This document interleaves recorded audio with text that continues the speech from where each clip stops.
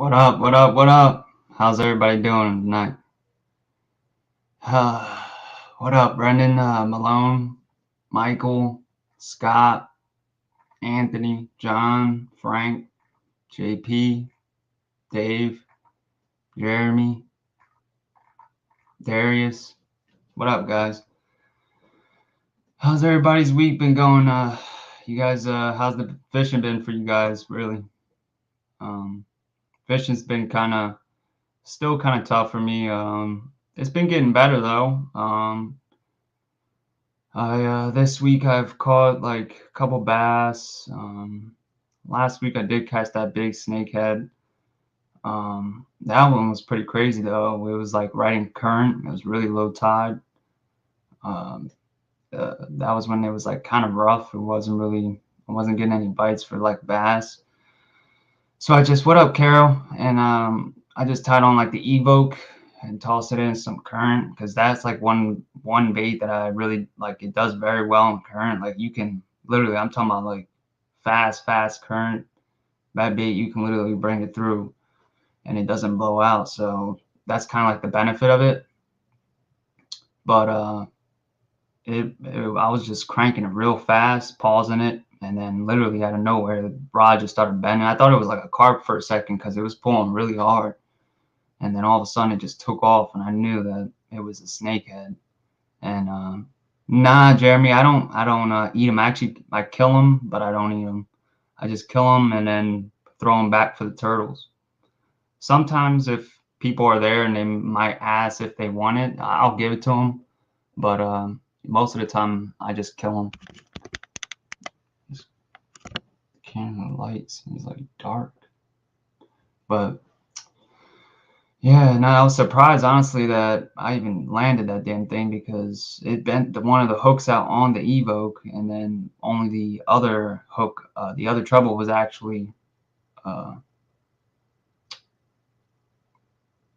like caught in his mouth. That was the only thing. The one treble that I had on the outside bent, and because they do that damn rolling, and they have some crazy head shakes.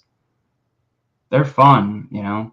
I do kind of feel bad, killing them, because they are kind of like a beautiful fish, but just kind of sucks. And Michael, it's a kind of like a weird loop sort of deal. It's like they say you can, if you have them on land and if you catch them, you either release it right away, or if you have it on land, it has to be dead, or not, you can get it fine. It's just like, because they think obviously maybe someone could take that fish and take it somewhere else. So it has to be dead if it stays out of the water. But if you want, you can release them, which is why a lot of the guys that are around there, they get mad when I kill them. And sometimes I'll leave them like on the bank after I kill them, and they'll just be sitting there. And I remember one time a guy was coming by, and he was coming from the woods coming in, and he was like, "Oh my God, who killed that?" And I was just laughing. I was like, dude, I was like, I'm killing those damn things. That Evoke, yeah, it really is like extremely weedless, man. That's why I was telling Brendan he needs to make like a balsa one, see how it does with like the circuit board lip. I think that'd be pretty cool.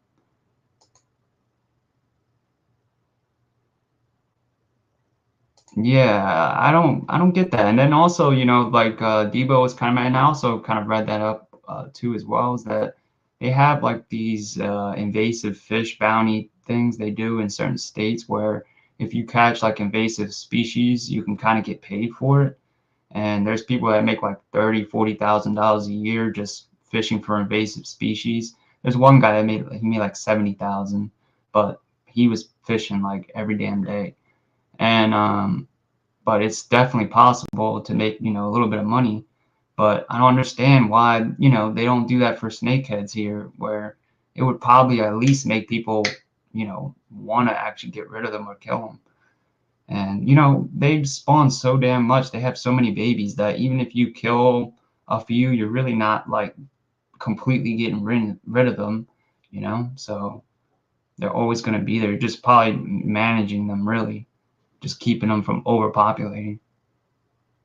And there's tons of them because they're literally, when I was fishing the other day, where there's like literally 40 or 50 little tiny baby bass that I saw there, and I mean like hundreds of baby bluegill, and there's like 3 tires in this one spot, and there was literally like 4 snakeheads in this one section of like pretty big ones. And then there's some kids that go there and they put them in there, and I just kill them. So, and I almost had one. It was on that blade bait.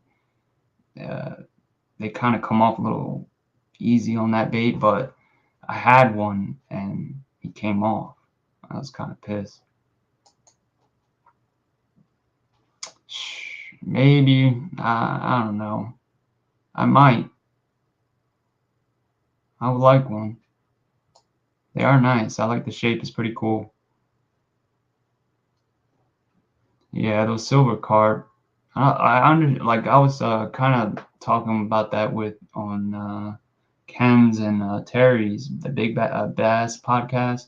They were kind of talking about that, and I understand that herpes thing, it does work really well, but that it also may kill other species we have here.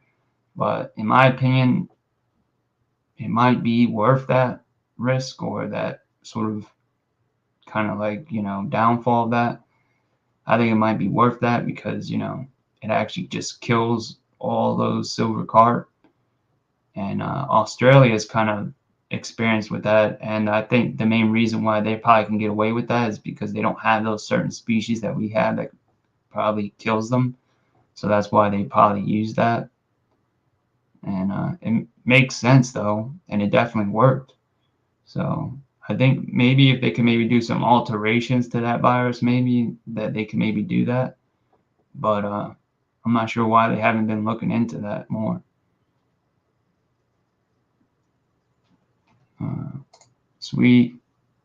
Yeah, I want to definitely see that because that should be pretty awesome. Because that's literally what it was, designed to mimic, is a balsa bait. I'm actually not sure, JP. I think it's supposed to be either this weekend or Monday, one of those.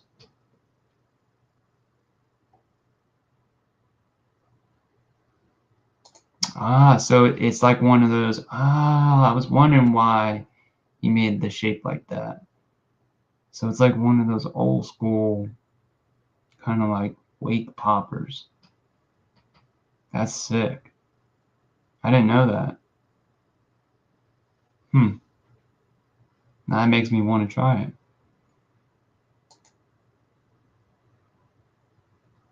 Yeah, that's what I'm saying, Jeremy. That's what I was literally saying. If we had at least a bounty, I would just go fishing for the damn snakeheads and try catching them. And if not, shit, the little amounts that I do catch, I'll get some money for it. It's something, you know. I think it's like average of like $5 to $7 a fish, or $14 a fish, depending on the size. What up, Daniel? So that's not bad. And then also another thing too about those snakeheads, I always keep hearing like this. I was watching One Rod's video today, and he was talking about snakeheads and stuff like that. And they always bring up, I always hear about like the first snakehead being caught in like Maryland.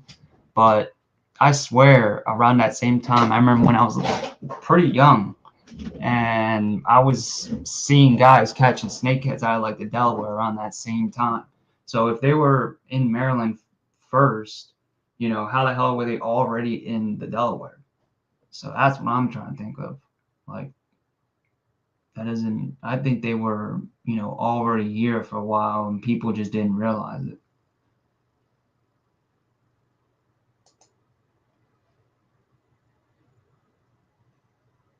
Nice. Hey, at least you're trying it, Carol. That's all that matters. You never know. That's what happened. That's kind of like how I got into the whole swim bait thing myself. I just said, hey, let me just try it, and ended up catching one. And then I got addicted to it. Okay. Cool. I thought he was gonna do them this weekend. But yeah, but overall, like I said, the weird thing is too that, you know, I also, when I caught that fish the other day on the bug rock, freaking, it was weird. The bait, it kind of like bent, and I had to like bend it back a little bit, but I'm not sure if it will show because I kind of did bend it back a little, but that eyelet, yeah, you can see it. It kind of bent, and I was like weirded out. I was like, how the hell did that even happen? When I've caught bigger fish on this bait, and it held up completely fine. But then on that fish I caught recently, he did hit it pretty hard, but I really don't think it was from that. I think it was just like from just overall the hook set and then kind of boat flipping them onto the bank. I have no clue. And I was actually kind of confused on that, but it was pretty. That was also another sick bite. I was fishing right in front of like a culvert that's there, and it was high tide. You only get about an hour and a half to like 2 hours at max of this like high tide peak time where like this water's like coming in so fast to the point where it's just like pushing whatever that may come through. Sometimes like minnows and stuff or shad will come through. But so sometimes there's a giant logs and stuff blocking it, but water will still come through. And but when that's completely open, sometimes it's just literally like little shad and tons of minnows coming through there, and the bass just sit there and wait for fish to come in there. And then also there's a bunch of bluegills, like baby bluegills, and you see them kind of like going sideways. They'll like go sort of like they'll flip sideways. I'm not sure what the hell they're doing, but they're like hitting themselves against the rocks, and then also just maybe like pecking at them. And they create this little flash, and I was noticing that green little flash that they make, and this bait does that when it moves real fast. It creates like that. See how it did that right there? It creates that like gold flash. This when it does that, it really that's when it gets bit, and I'll just kind of like crank it through that current, acting like the fish is trying to go upstream and through that culvert, and then let it sit there for a second. And as it just let the current let it do the swimming, but you don't even have to retrieve it, and then you just twitch it like that, and it'll create this popping noise. It'll go like, and it sort of sounds like a bluegill eating like bugs, and usually that's exactly when the fish came up and grabbed it, and that's kind of how I get the bites at those like spots where we're in front of a culvert. And but like I said, usually I'll get multiple fish of that size that I caught like the other day, and it just hasn't been like that yet. So there's definitely either still spawning or doing something, because that fish, you know, really didn't even look like it was spawned, like it spawned at all. It was weird. And I haven't really caught any fish that were like milking or anything that, you know, show signs of spawning or anything like that, which is honestly the weirdest part of that this whole year.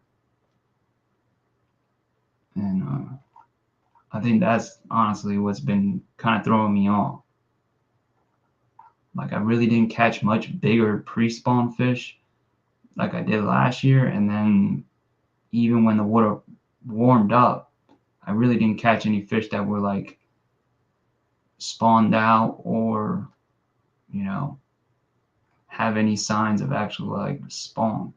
It's odd. Oh dang. What kind of rod was it? That sucks. That's another thing too. I was gonna talk about that. You know, I've been catching most of those fish you see me catching with, like on the crankbaits and stuff like that, and like that Dream Walker. I caught that fish on. Um, that snakehead, that big 7 pound, the other one. All those fish I've caught on that damn Akuma Stratus. I think it's the IV or whatever, the 5 or what. I don't even know what the hell it is. It's called Stratus something. And that rod, man, is like literally like $50, and it's taken so much like abuse, but it just continues to do like very, very well. And I think it's like one of the pretty like good budget rods that you can find out there. The spinning one is trash. I don't know what the hell is up with it. It's a 2-piece. I don't know why they did that. The bait casting one is just a 1-piece, and it just does like way, way better. And it's lasted me like years. So it's pretty shocking. And actually, if I can get some more, I'm probably gonna do that. I'll probably just buy like 2 or 3 more because they're cheap, and just use them. It's like a hidden gem, really, in my opinion. Just the cranking one. Don't get the other ones that they have that are things like a jig rod. It's the same rod, but it's just meant for other purposes. But I think just the cranking, the specific one, is the only one that's good, because it just has that like taper on that rod that works very well with just like crankbaits or treble bait hooks. I mean, baits with treble hooks. And so it's not bad. And I think I got that one for like $49. It was like 49 or 50. It was very cheap.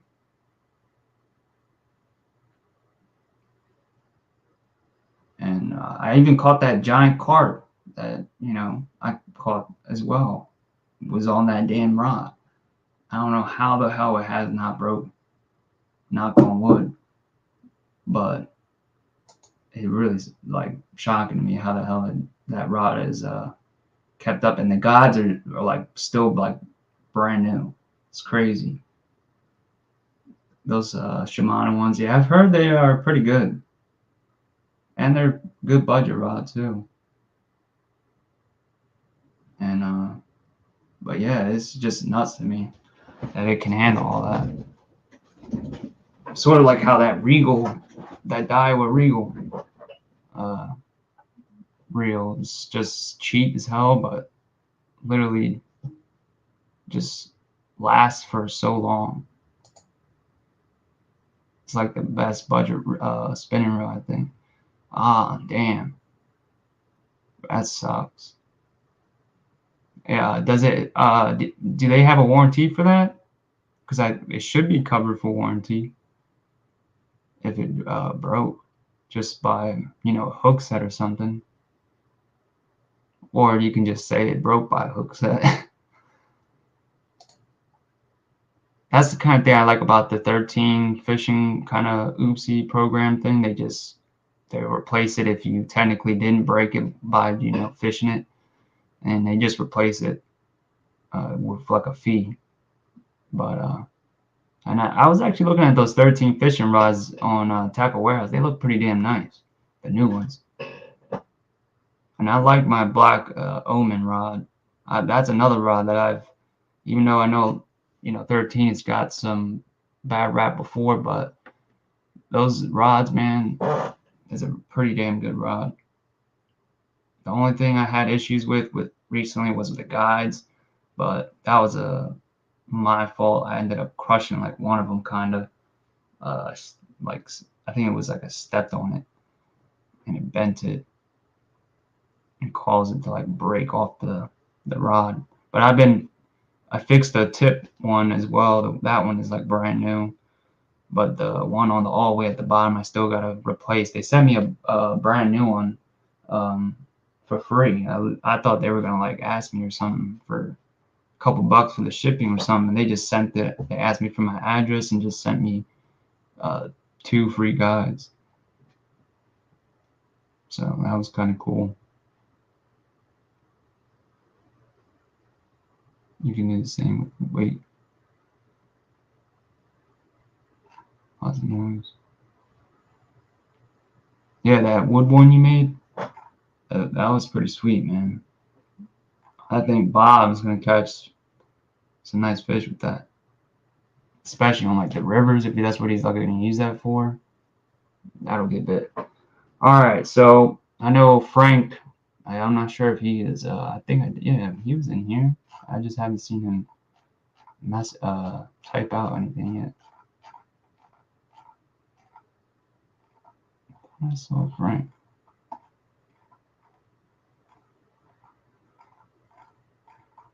The hell? I guess not. Right? Frank was in here, right? Yeah, there he is.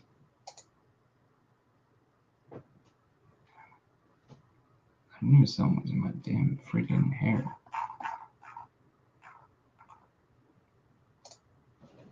Yeah, it does look nice.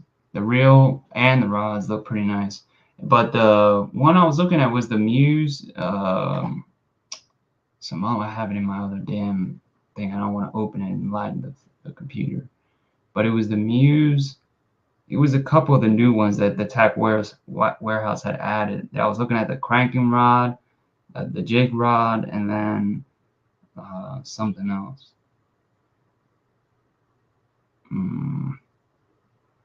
I know it was another one, but they looked pretty nice, man. And the pricing wasn't bad. Yeah, the flat black one is also a good one too. Good budget rod. And they also brought those back because I remember they had taken them down for like a little while, and then they brought them back recently.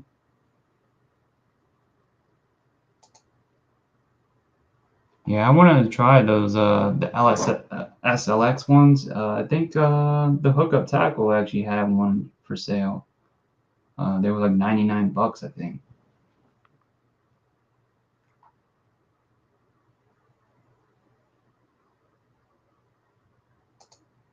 And I had that Daiwa DXSB rod. And that's a pretty good budget rod for swim baits, like $100. And actually, I only paid $80 for mine because it was on sale. That's $100. Yeah, that's pretty good price actually. I thought they were a little more. But so since there's Frank, I got a couple baits. Well, yeah, I got one bait he'll like. I know that, and because he can use that for like musky or whatever up there too. But also, since I'll show that next. But this I already had showed before. This is actually a replacement I had got sent from the Hookup Tackle, and this is that Ray 2-side popper. And I don't know what the hell. And also, the other bait I'm going to show too. I don't know what the hell's been going on with the Hookup Tackle or some baits I've been buying from them. But I swear, like multiple baits I've been getting have had issues with the rear eyelet having like being loose or stripped or weird. And this one, what I was having issues with the other one, the Love Hotel color one, was the eyelet on the back was loose, where it was kind of spinning on me. And this one is doing the same thing, where I can like see I can spin the lure, look, and it's like very loose, and it will spin all the way out. And then if you tighten it too much, the damn little tiny blade stops spinning. So it's just like there's like a perfect spot that you can go, and that's it. But you know, I tested the bait out that I have, the other one, the red one, and it's pretty nice. It has a nice action to it. It walks very nice.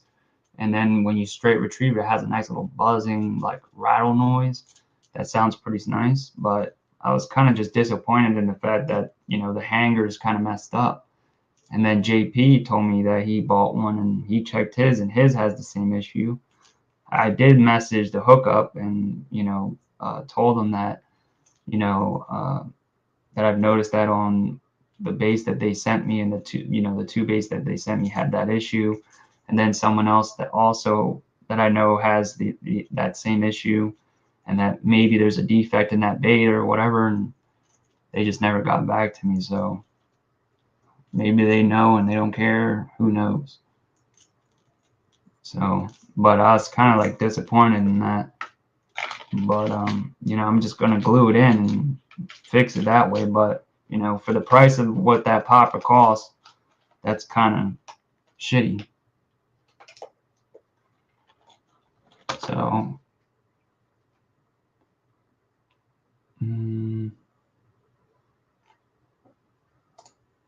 yeah, I've heard that actually, John. And who makes their rods? Is it Daiwa? Or I'm trying to think, because I've heard that too, that some of the Bass Pro Shop rods are pretty good, especially like some of their cranking rods. 13 rods are pretty good. Yeah, the reels I wouldn't mess with. I kind of like stay away with, like away from the 13 reels, man. They seem kind of heavy.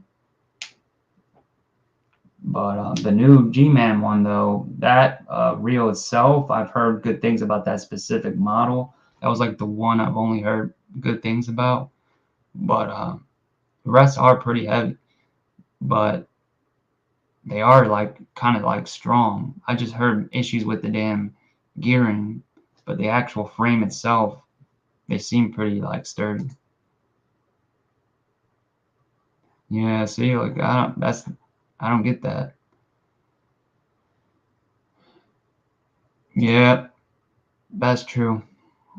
A snakehead will pull that right out if it, you know, if it does get bit. But I'm gonna just try and see if gluing it will fix that and see whatever. But you know, like I said, they should at least you know, discount or something if that's the case, because or not even just sell it or take it off the site.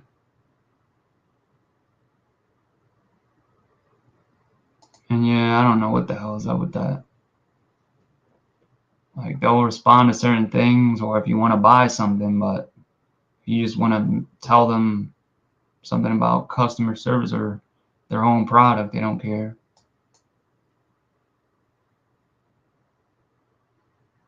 Yeah. Yeah, that's what I did with my other one, the Love Hotel JP. I just took some epoxy, little toothpick, put it in there, and then just screwed it in.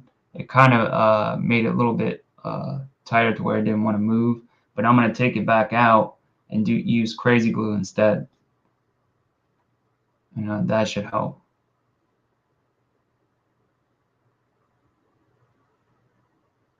So, uh, got some Elite Series BPS rods and their killer rods of old black and blue cranking sticks. Yeah, I've heard that. Hmm. That'd be interesting. I gotta look that up. I would wonder.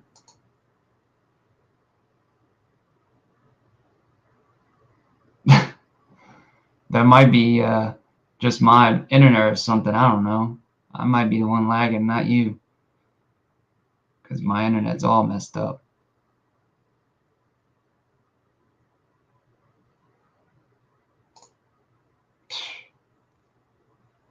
That's weird, man. Usually there's guys on there that'll buy stuff. You know, sometimes, you know, they'll have like the guys that just want to know where the hell you got it from. But sometimes there's guys that'll just want to buy it. It's weird. Especially, you know, you're just selling it from like normal price, not like you're gouging.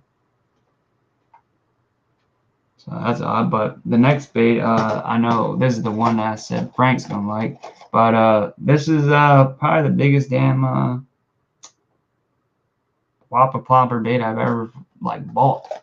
And I never really like use them like that, but I've always been wanting this bait. It's just kind of expensive, and I really didn't see like me wanting to pay that price for, you know, regular price for this bait. So when I saw it on sale for that memorial sale, I couldn't pass up on it, which is the Evoke Zero, the 150 size. They have a 120 and then a 150. The 150 is things like 5 inches or 6 actually, I think. Man, the mustache is getting my damn nerves. Itchy as hell.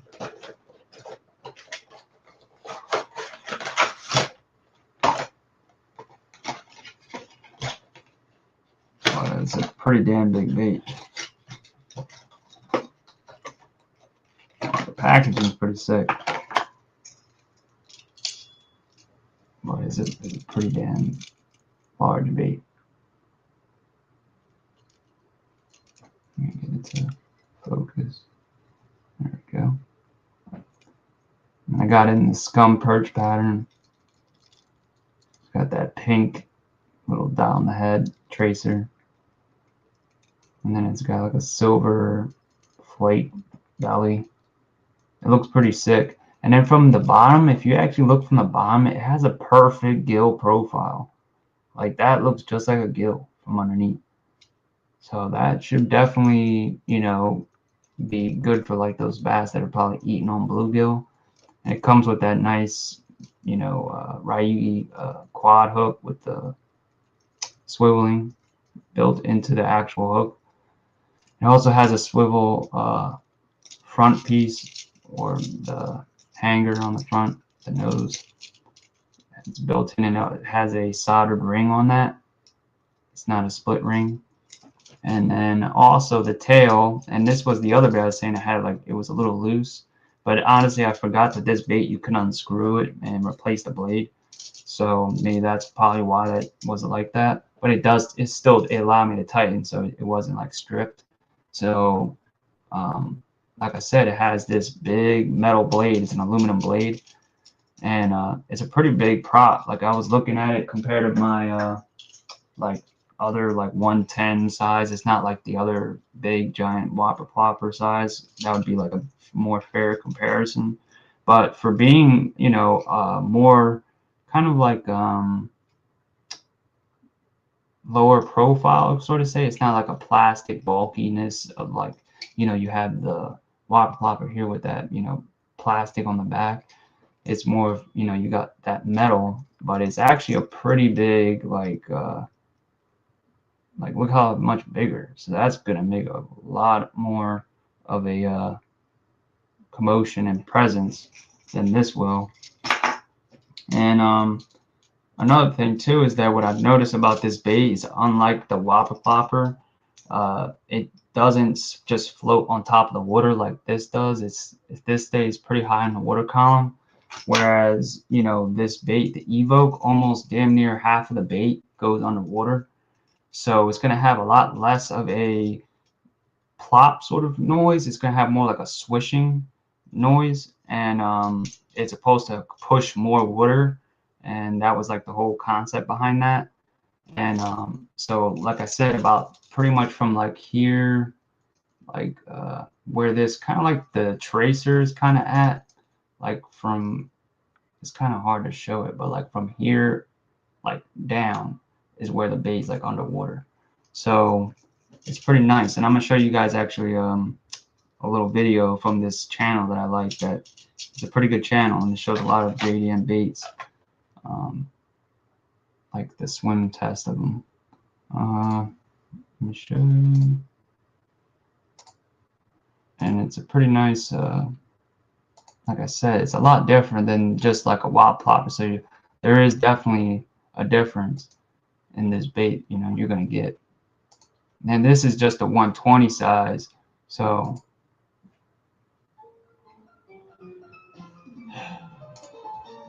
and this YouTube channel, man, is like an awesome channel. It's called Japan Lore Museum. He has like damn near every bait you can imagine, man. So he's gonna just show that, but let me get to where kind of shows like the way. And then also when it's in the water, it kind of has a posture, like he's going to show right here, where it has that leaning up towards posture. So it's going to help with any hookups, anything like that.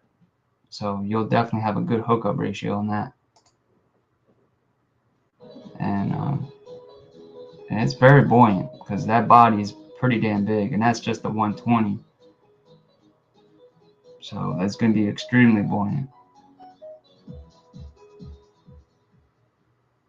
very good hook position. And there's no rattle sound, it's completely silent. So unlike, you know, the whopper plopper, where you get some little rattle of the weight. And this is the underwater sound.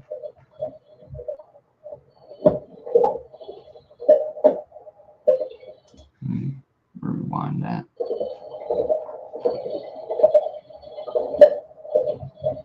See, it's not making a plop noise. It's more like a ticking swish noise. And then this is going to be the underwater action video.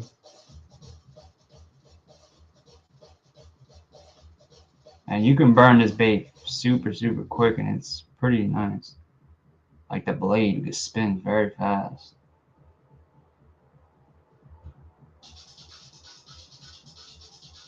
You get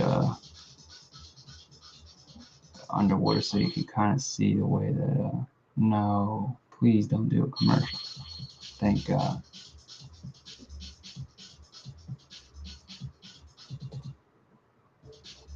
But right here, now you can kind of see where I was kind of saying with like half of the bait's underwater. See, like look at that. Almost damn near the whole bait's underwater. Now slow motion, there we go.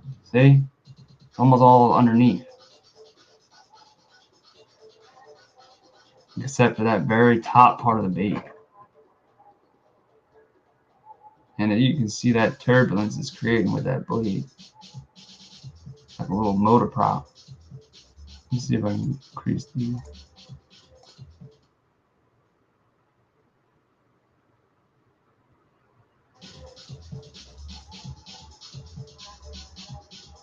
So it's definitely pretty nice. And when you do like that kind of like twitch with it, it has like this like injured bait fish look to it. And I was noticing that as well. It's kind of different about it. So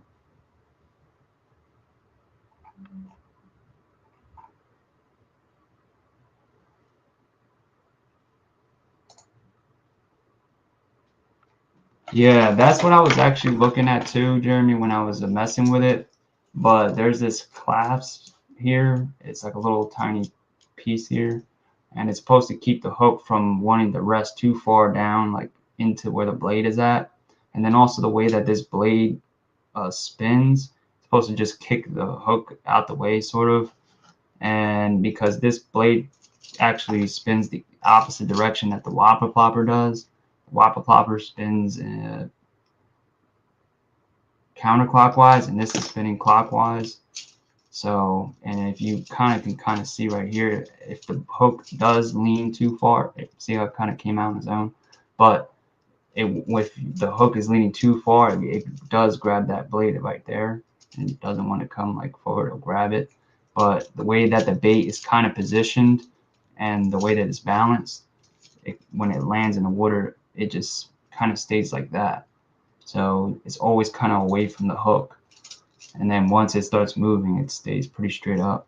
And that's also another thing that some guys, you could honestly do this modification if you wanted. Just take the shrink wrap. It's kind of like what the musky guys do.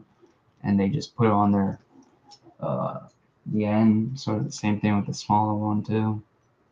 It just keeps that hook in the, you know, far back. So if they're coming from behind, you know, they get a better hookup.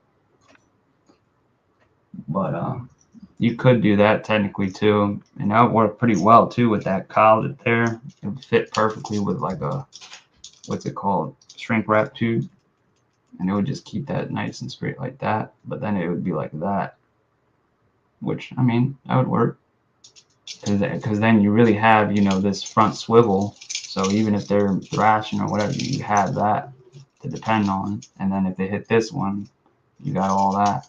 So it's pretty cool. And then what a good thing about that swivel too on the front is if you do hit any grass or vegetation, the bait just will spin. You know, you have that problem where it'll spin and you'll get line twist, but with this, you know, your line won't get all twisted up. So that's kind of cool.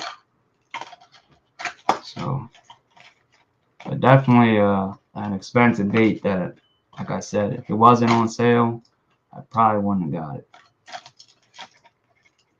But it's a sick bait for sure. And it actually took a long time to design. I think Kenta took like damn near like 4 years.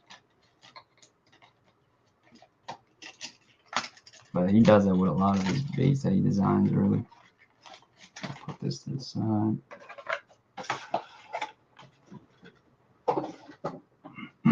And then another bait I got was another. Yeah, mostly I actually got all pretty much top order from the Hookup.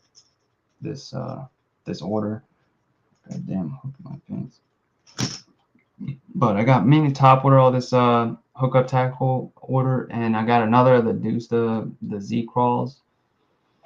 I was really impressed with the one I had before I lost it to a damn carp, and so I had to get another one, and it's a really nice crawler, and very stable for its size.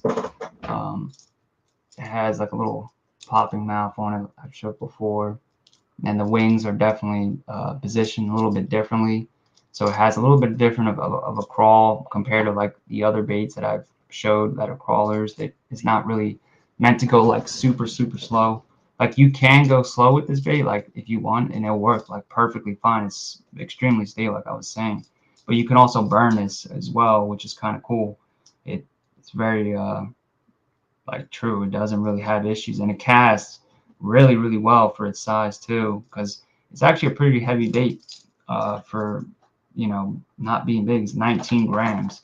It's almost 3/4 of an ounce, and it's not really a big bait at all.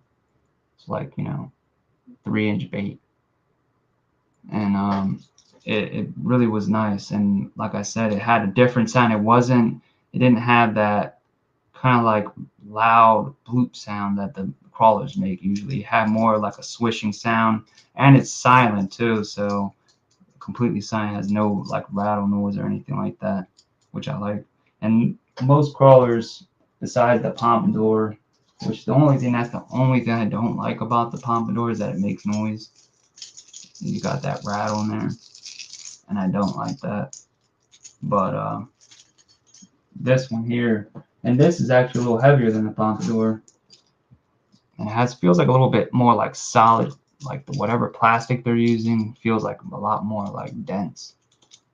And it's a really nice little bait, and they're on sale too. They're I think $16, so you can't beat that.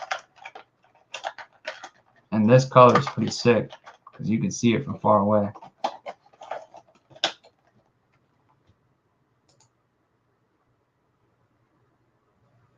What up, Steve?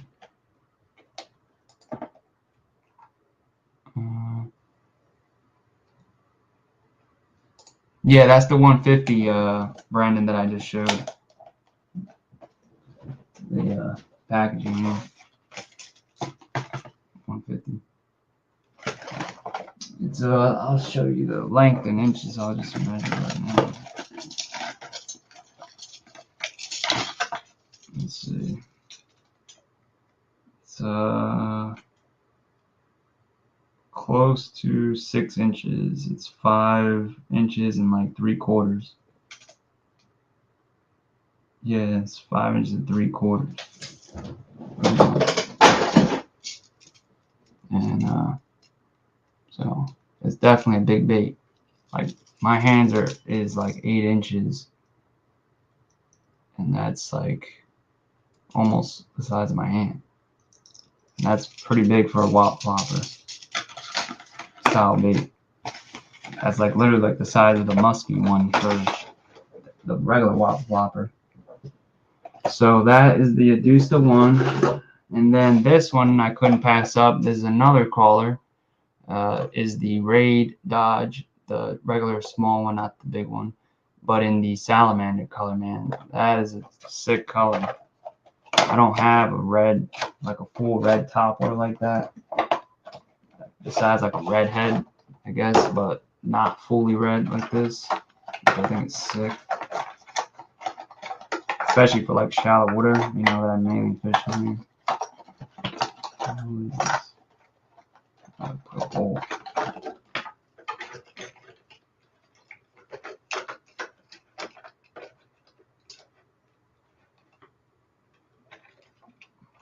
I don't even know how that happened.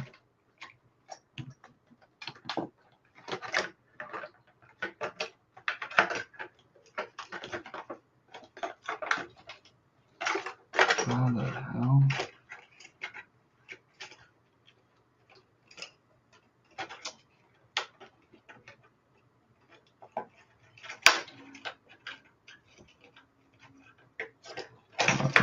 Get hooked here. Let's go cut it.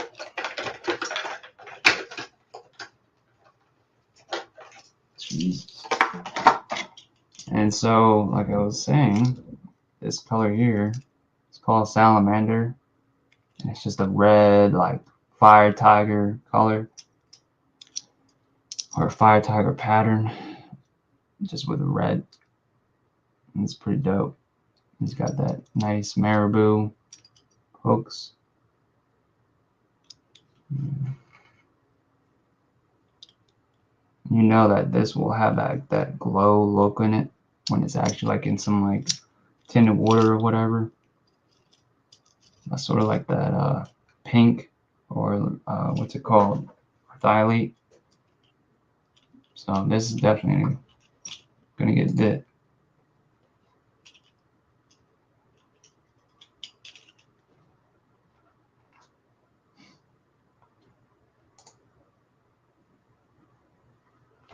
Yeah, these are nice, man. And the one thing that actually about I would say is actually this Adusta crawler, and you can see actually how like the size comparison. This is small, like even smaller.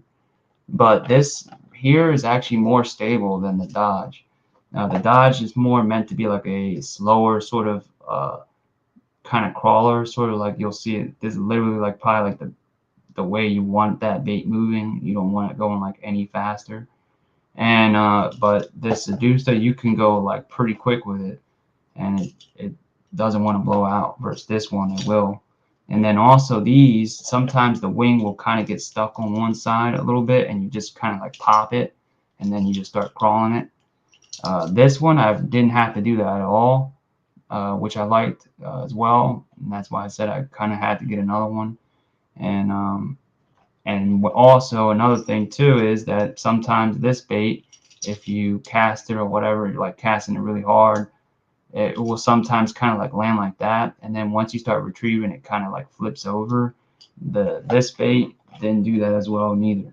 It always landed like upright, which I thought was pretty impressive, because my other crawler does the same thing as this one, where sometimes it'll land upside down and it'll just correct itself.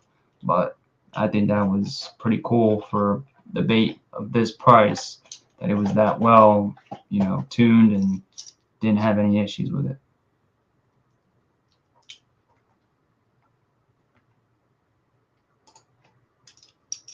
Iowa Silver Wolf. No, I have not. Like I said, I'm not a big rod and reel guy. I mainly just buy with what I can afford. Not pretty much looking too much into like JDM rods. Actually, I don't have any JDM rods or reels. All I have is baits.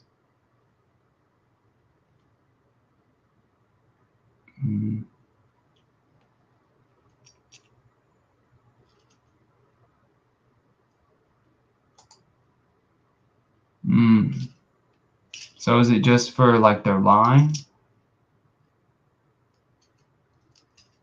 Oh, so it's meant for braid. I see. So it's like a heavy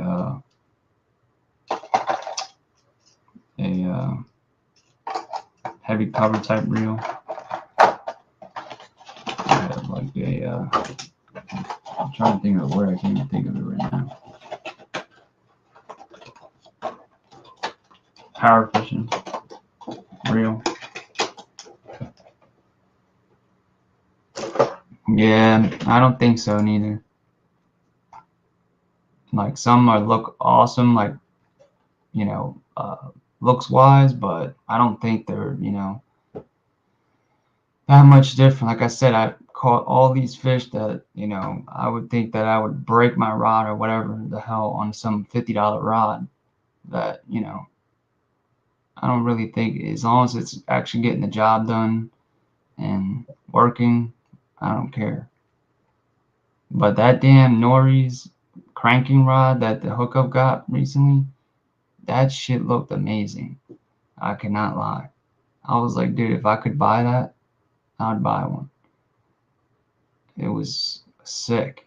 And then it had like that telescoping thing, and that was awesome. It's like a damn lightsaber. I was like, what the hell? And the colors were pretty sick too. But $500 for a cranking rod? You gotta be out your damn mind. And they sold like a good amount of them too. I was like, who the hell is buying these? Like, you could buy like 5, 6 rods with that. More.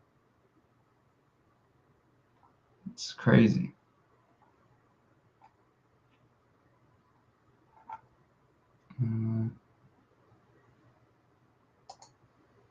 Yeah, I think you're just, like I said, paying for like what their materials they're using and things like that.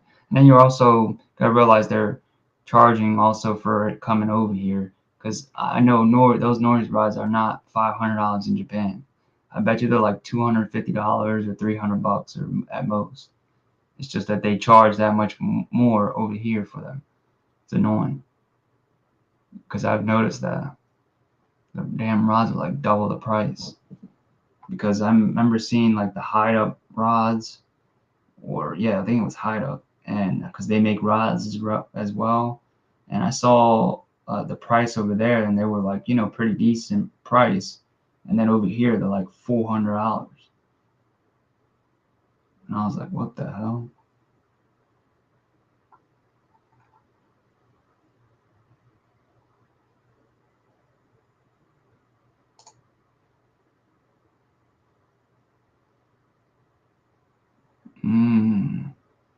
Silver wolf. Actually, now that you're saying offshore fishing, that's kind of ringing a bell. Does it literally have like a logo of a wolf with like a green back logo on it? Because that's now kind of ringing a bell. That's what I'm thinking about. Because I think I might have like a saltwater jig. Like a heavy jig, like the butterfly type jig from that brand, Silver Wolf.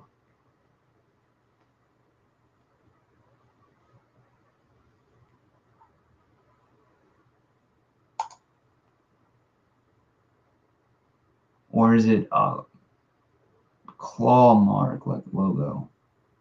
Like it has like a print, like a paw print.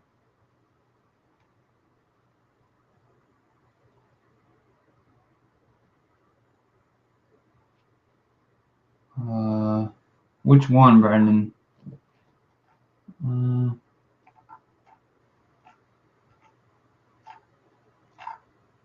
might have.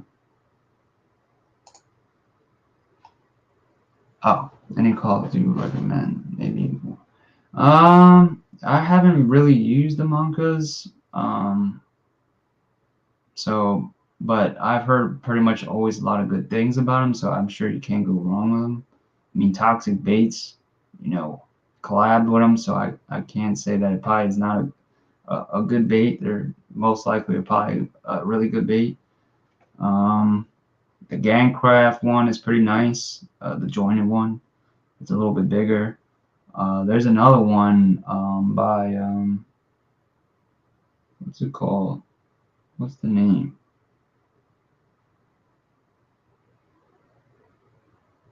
Damn it, I can't forget the name. But there's another one. I'll get it and I'll send you on Instagram. But they're like made out of foam. I'm trying to think of the damn name. Oh, Attic. It's called Attic. ATTIC. And they make a crawler that's pretty nice as well too. a little more expensive, but it's made out of foam, like a resin composite foam. Daiwa just came out with some new crawlers as well. And there was actually one on Ichiban that just came out.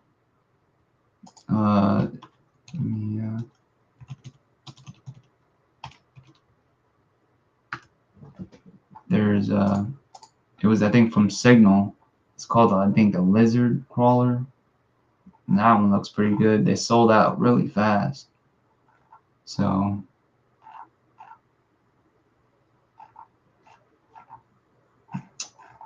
they took it off. Let me see.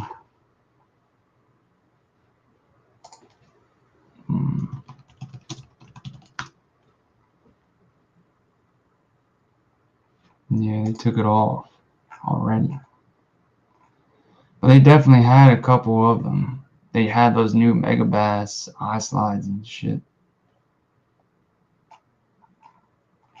But I guess they took them off. But that Signal did have a new crawler that came out. It's called like a Lizard or some shit. But there's another bait right here. And then also, I'm trying to think of another crawler that I can't. Those jitter, it's not really like a crawler completely, but oh, this one. I don't think you ever seen this one really, but this is the Honey Slash. This is the YG Labo. These are on sale at the Hookup a lot.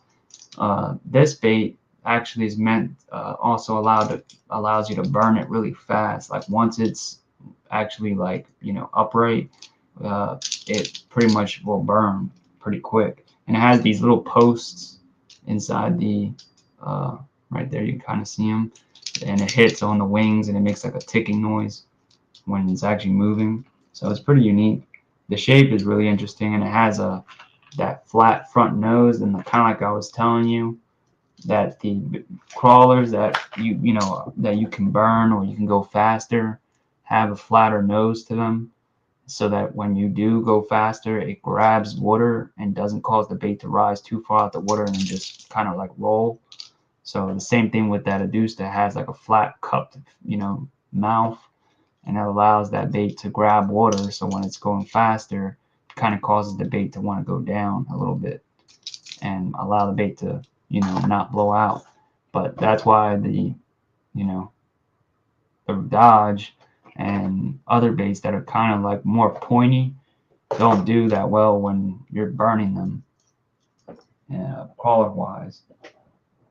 So, and then like I was saying, this is not really like a crawler, but it is kind of. And that Bull Tank Jitterbug. This is the Raid one, and this is a pretty nice jitterbug bait. It's a Magnum Jitterbug style bait. The tail, I did that, so it comes with a blade on it. Usually there's a blade right here. I have it. It's just a flat blade, like right here, and that's the tail. It has like Raid on there. It just says, and it just clips on here. You can actually, I could put it back on there pretty easily. You can unscrew this tail, and it clips right in. But it's a brass blade, and it just clanks back and forth. But it was making too much noise, and because it already had like a pretty decent rattle on it. So as it's going back and forth, and it comes with that clip on there, like it comes with that, and as it's coming through, it kind of has that noise. But where a lot of I've seen where it pretty much excels in is like walking it. And it walks really, really well, like surprisingly well. And that's what a lot of the Japanese guys use it for. And they just kind of walk it back and forth, and you'll get that one knock. And you don't even have to really twitch it like hard. Like I'm kind of doing a little hard, but you don't even have to, You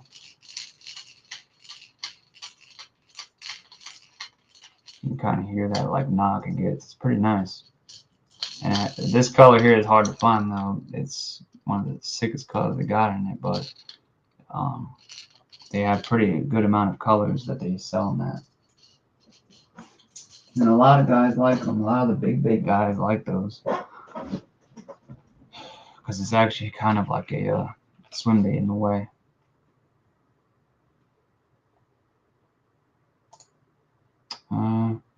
Nah, I use that for largemouth strictly. Striper baits, I'm using totally something different. Usually, I have like a whole bag, like a whole thing here. Stripers. Ugh. It's like a whole bag.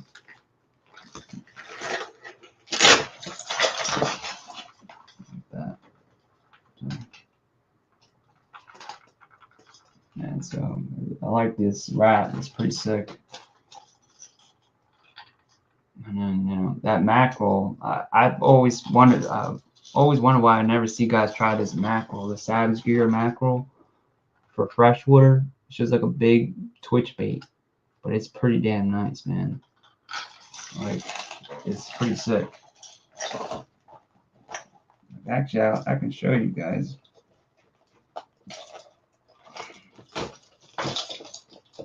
I'll show you that. This guy here. It's pretty sick. Right now, I know I like that. And it has a little reflector inside. Little beefy ass hooks. You got the J hook in the back. And so this thing here is pretty sweet, and it'll just pretty much come through the water back and forth, just swimming. You can straight retrieve it, you can twitch it, jerk it, just come back and forth. It's pretty sick. But it's like the size of like a punker, so I don't see why not. I don't see why you couldn't use this for, like this punker here. Like, it's not much bigger. Like the stick bait, and then you got like a punker type bait, so it's not much bigger, But they have really sick paint jobs on those Savage Gears that are dope. Yeah, this wrap, they're definitely pretty sick for like saltwater baits or whatever.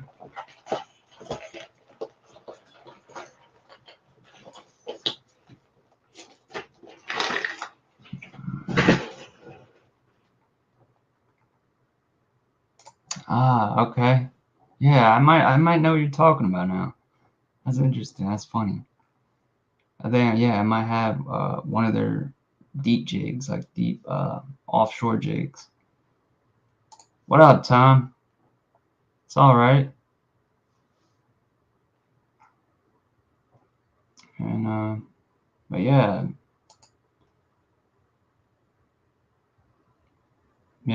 like I said, I pretty much like the crawlers really all year round. As long as I see some activity, I'll use them. But I've used my crawler last year until like November, and I caught a fish, and it was like 44-degree water, 43, and it was pretty sick. And I was surprised that they bit it, and it was on one of those Dodges, actually the same size one, but just in a different color. This other bait I got from the Hookup is a Lucky Crab bait. This was a pretty sick little bait here. I know Adam would like this. And this is the Carol, and it's the little frog popping walking bait. And it's a pretty nice little bait, and it's not big, but it has a decent weight, so 1/4 ounce. So it's not too small. So it's very, very aerodynamic, so I know it's going to cast well. So it's like a little dark, it's really nice. But it's like perfect, little frog profile. And I love that little old school bullfrog pattern. And it's got a nice little rattle in it. Not too loud, which I like. It's pretty sick. Very subtle. And like I said, it has like a little nice walk to it. And it definitely will imitate a little bullfrog pretty well. I want to get another one because it's really nice.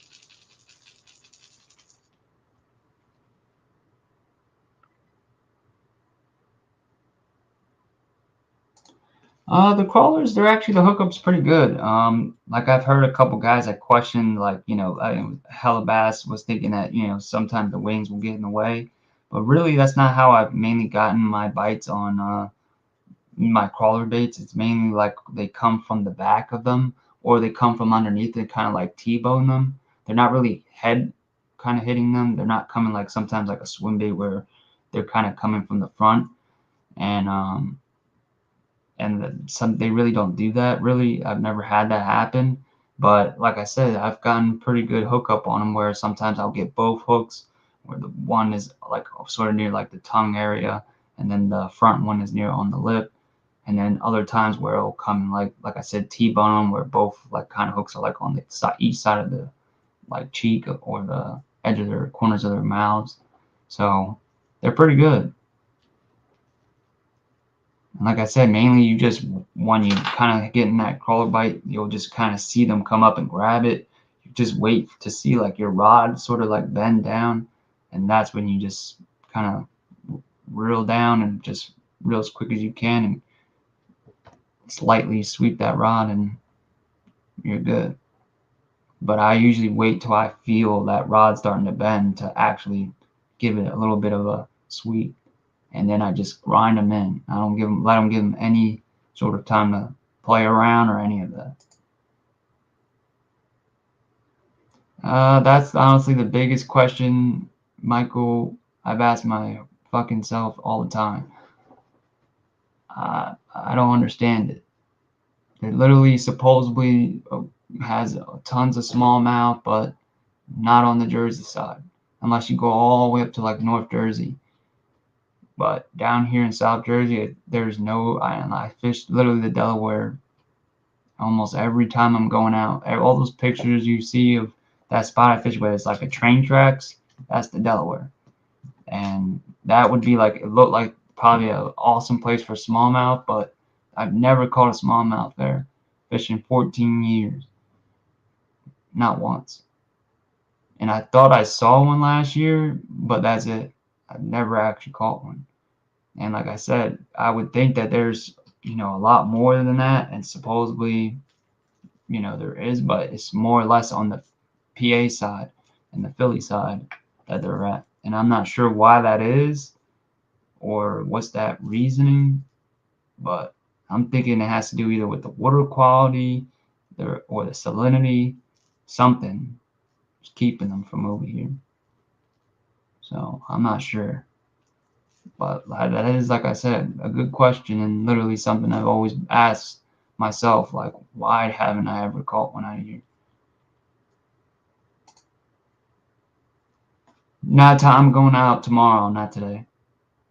I was maybe gonna go out today, but tomorrow I'm gonna try and go out to that lake that I've been that I found out about. That's not far away from me, and it's a really nice little lake.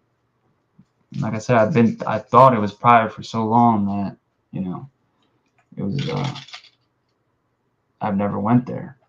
But then I found out it wasn't, and that it's just that there's a house near there, a couple houses, and they just live there.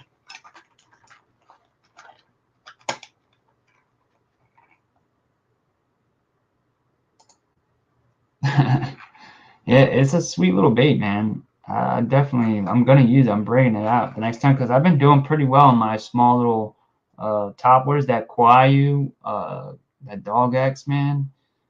The one color I got, and I've noticed, I actually didn't even realize this, that all my Kwayus, the Dog X's I have, they're all respect colors. So if I lose one, I'm screwed. And I was like, damn, I didn't realize that. And the one I'm using is like the PlayStation 1 color. Dude, they love that damn color. I don't know what it is about it, but that bait was getting demolished.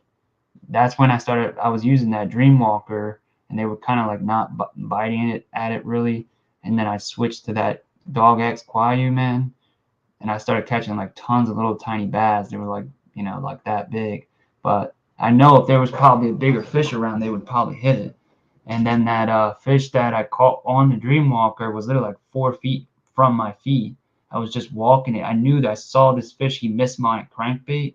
So I was like, you know what? Let me see if he's that fired up to hit something like a topwater. Because I just been seeing a lot of fish hitting topwater, uh, like bait and stuff like that. So I was like, you know what? Let me do that. And I took the Dreamwalker. I casted it past the edge of the bank. It was like on the edge of the bank near this like giant log. And I was just cranking it. I'm not cranking it, walking it. And literally, as it was walking, that Dreamwalker, when it walks fast, it almost wants to go like subsurface, like that Dog X, which I kind of like. And as it went subsurface, that bass came up out of nowhere.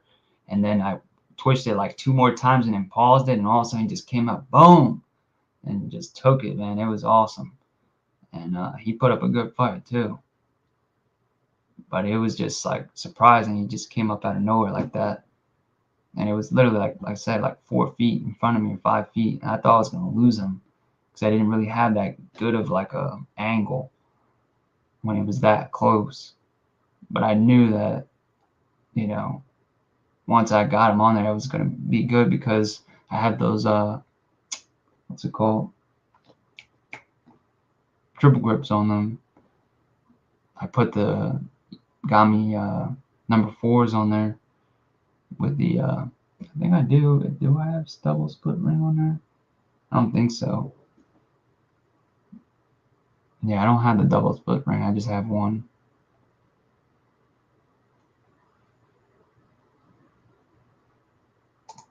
No, it's the Dog X Kawaii slide sinker. That's what it's a long ass name. But it's called the Dog X Kawaii slide sinker. I have one of the packaging somewhere.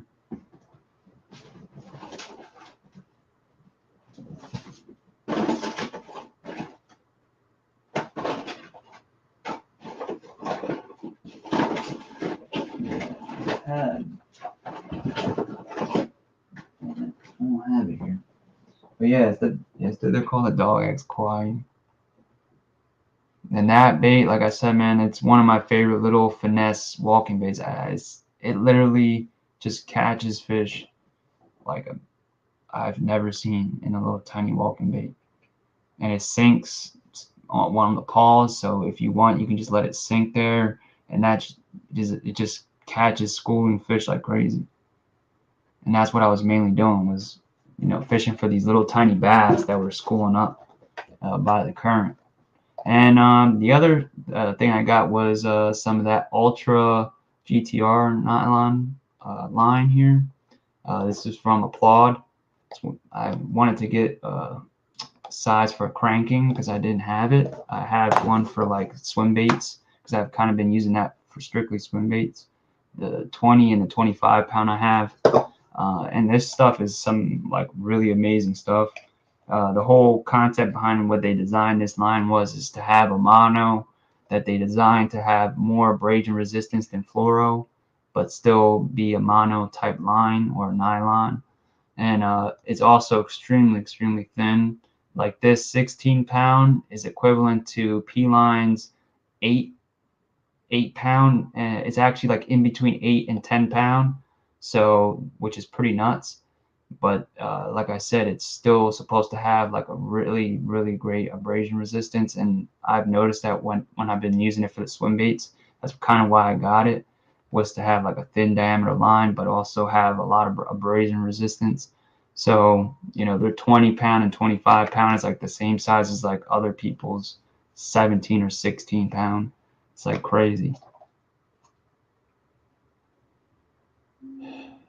So that's what I really like about it. It's kind of pretty cool. And it's very thin though. And you get for the 16, I think it's 16 pound. I think it's 16 pound and under.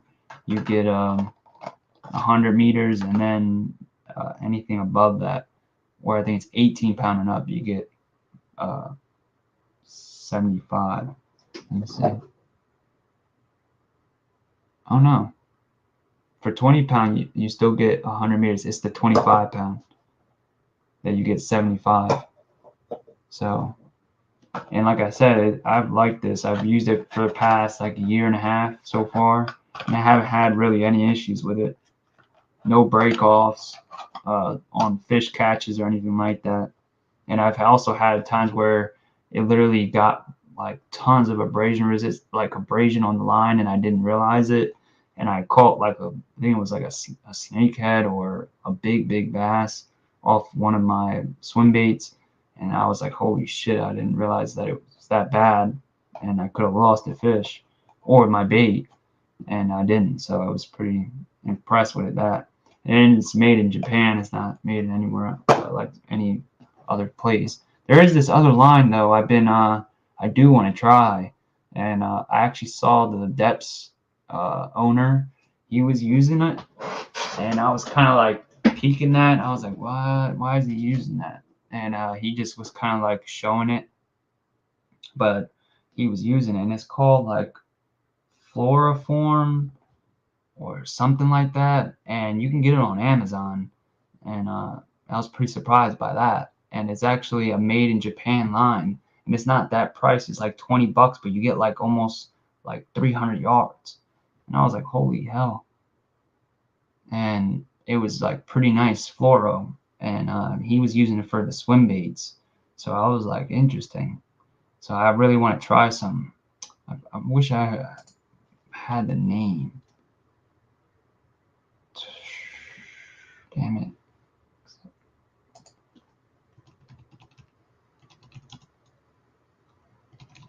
Hold on, I'm trying to see if I can find it.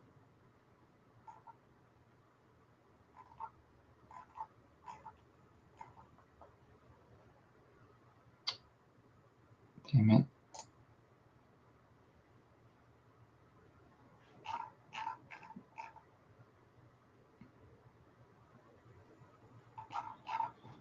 Let me see.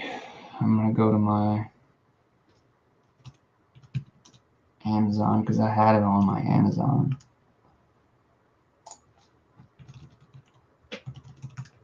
So you guys can kind of like check it out.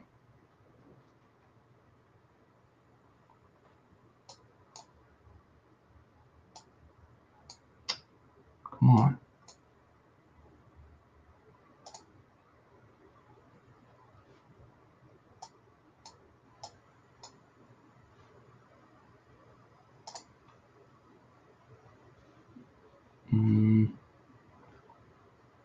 So it's called okay. So it's called Torre. The actual name of the brand is called like Solarform. So hold on one second. It's still loading. My damn computer's taking forever.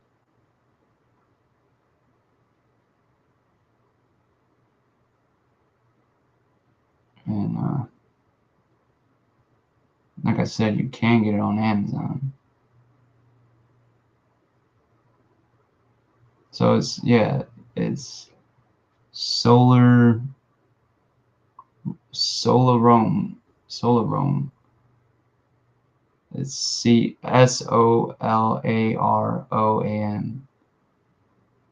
And then but the actual thing is called Torre Solarome Big Bass Fluoro. And like I said, that's what the guy from the Depths owner was using. And then you get it's actually the same sort of as the plot. You get 100 meters to 20 pound, and then 80 meters for 25 and 30. So it's in meters, not yards or whatever. But like I said, he was using that strictly, and I was like, why is he using only that? Out of all the lines they could be using, I was shocked on that. So there's got to be something to it. So, and then the other two stuff I got was some hooks. It's just some Riley Pierce hooks, some unweighted ones. I wanted to get this for the I forgot to get them for when I got the DRT cramp shads, the fat cramp shads. I needed some unweighted hooks and I forgot these that were specific screw lock, and so I got 2 packs, number 4 and 5s, and those are great hooks. They got Teflon coating on them. They're pretty sick.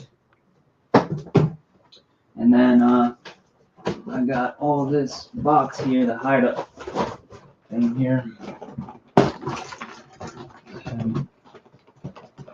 Heavy box. And a bunch of all these damn soft plastics I got. So I'll kind of go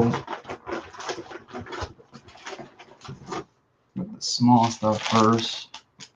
So I just got pretty much, this is that $400 Easter box package that I got around the Easter time. It's actually been that long. And it was the deal they had that you got 100, you can get all those baits for $100, and it was a pretty damn good deal. Hold on, let me see something. Yeah, it's a sinking walking bait, Vernon. It literally, it will, you can work it and it'll stay on top of the water, no problem. But then once you kill it, it starts to sink very slowly. It kind of like has like a shimmy to it. But it literally gets bit, man. And it's tiny, it's like that big, but literally it casts extremely well because it's actually a pretty heavy bait, since they have it to where it sinks, and literally it just casts very well. I have no problem casting it. And if you were probably using on like a spinning rod, that thing would fly. So yep, that's exactly right. And that's pretty much where I use it mainly, because like I said, you can kind of like work it and it won't have issues where you're going in that current, because it's a little bit heavier and it'll just sink, and you can work that bait literally over top of current and it just continues to walk. Like it does very, very well, and you can walk it super fast and it doesn't like cause any issue with the bait or anything. And that's another thing I like about it, is that it just walks so well for like a tiny bait. Like when you actually see it, it's small. So you're like, damn, this thing's not going to walk right. Because, when you see most like walking baits, like the old type of like Zara, some of them were pretty good, but they're kind of like a little bit difficult to work sometimes. But this bait here, literally, you twitch and it walks perfectly, like effortlessly, really. Yeah, that stuff is crazy, that big game.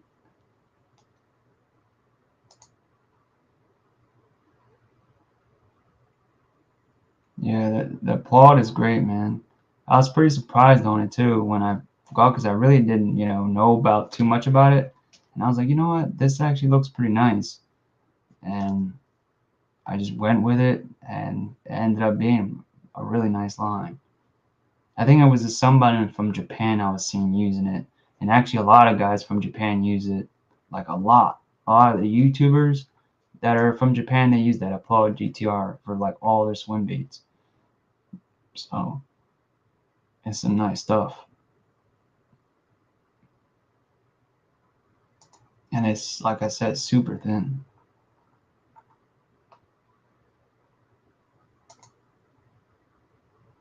You talking about the which one? The Dog X? Because that is a top water, and you can kind of, like what I do sometimes, is let it get a little bit deep, and then you work it back up to the surface, and it looks like a little fleeing shit, like a little fleeing minnow taking off. And then once it kind of comes above the surface, it kind of like breaches the water and causes the bait to kind of like skip a little bit, like a fish that just jumped out of the water, and it's pretty nice.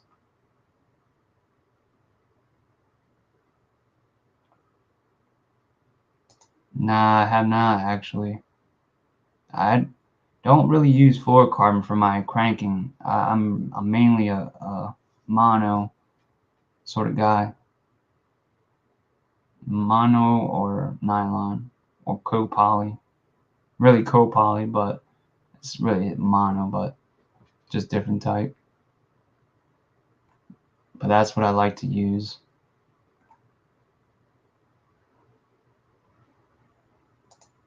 Yeah, I think they were slick, you know. They saw that people were probably buying more than one, and they were like, "Oh, we can't do that." So they freaking took them off the site because that's where they didn't sell out. And but like I said, you know, this is just the smaller size stuff that they put in here. These are the staggers, and there's a bunch of good colors too.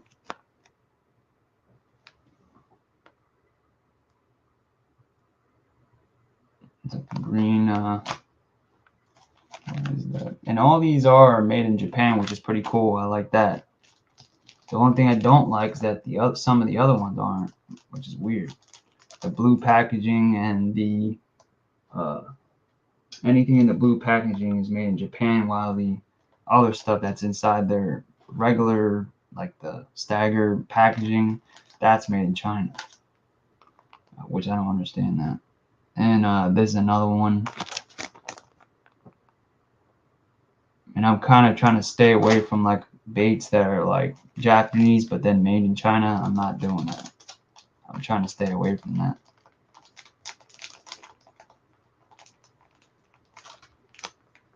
And then this is like bluegill color. And this is the wide stagger that has like a little paddle tail, but with that like kind of like flat bluegill body. Black. And these are the 3.3 inch ones. Another one. This is like a it's like a shrimp color. Shrimp with like blue and gold flake.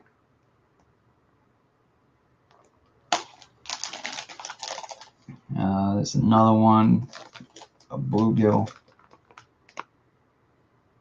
3.3. Black, another one. It seems like the tails on these baits, like even though they're like kind of like somewhat kinked up a little bit on like the patching, they stay pretty like straight. Like they're so soft, it doesn't matter. And there's another one of this other color.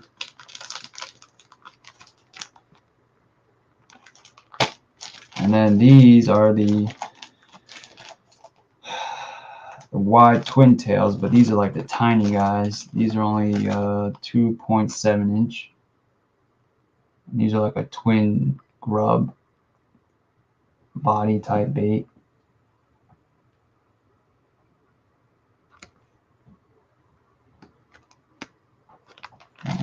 I'll get more in here. This is a little bigger size. Trying to separate them apart so you can kind of see them. And this is the 3.3 inch ones.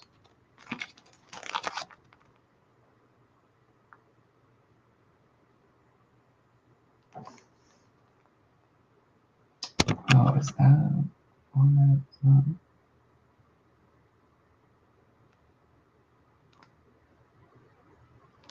I don't know. I hate when it doesn't focus. Come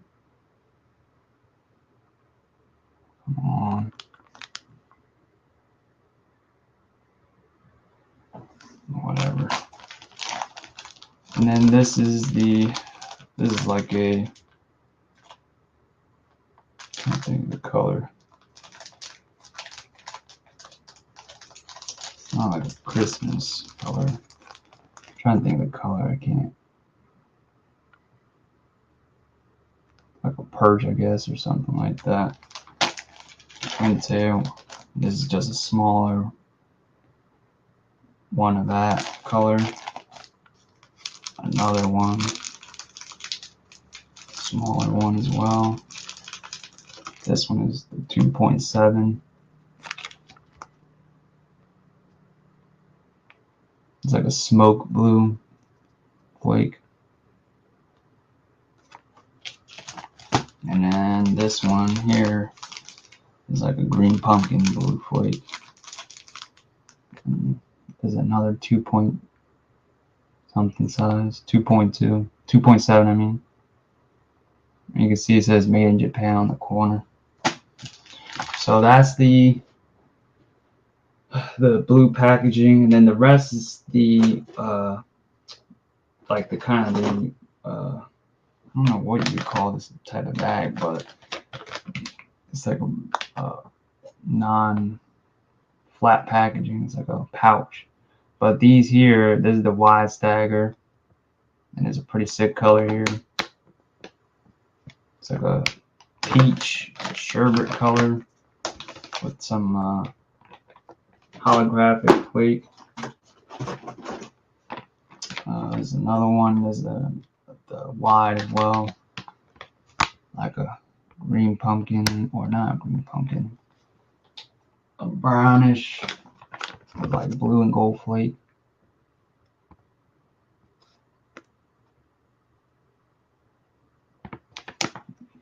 And if you kind of can see here, if you look at right, please focus.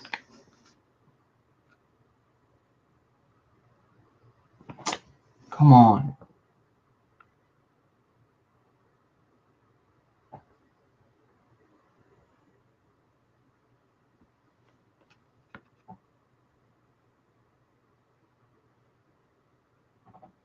Please focus. Come on.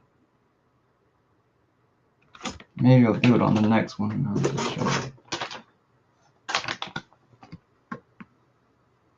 Yeah, I know you guys saw that for a second. The deep state doesn't want to let you guys know.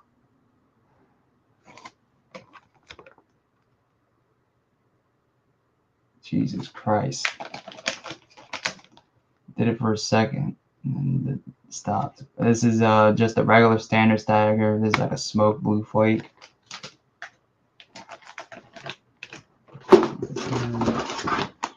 This is like a black, just all black color.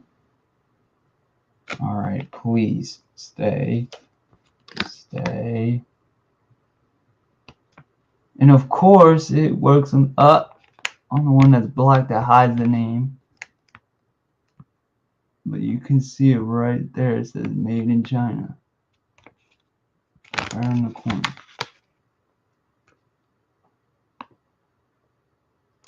Made in China. And I don't understand that. How the one bait is made, these blue ones are made in Japan, while these are made in China. I don't get that. But this is another one. This is just a regular stagger. This is a green pumpkin color. This one this one isn't actually this one I think this is actually from, yeah, this is not from the new one. This was open. This one is a 4-inch. It's like a green gold color. It's pretty cool.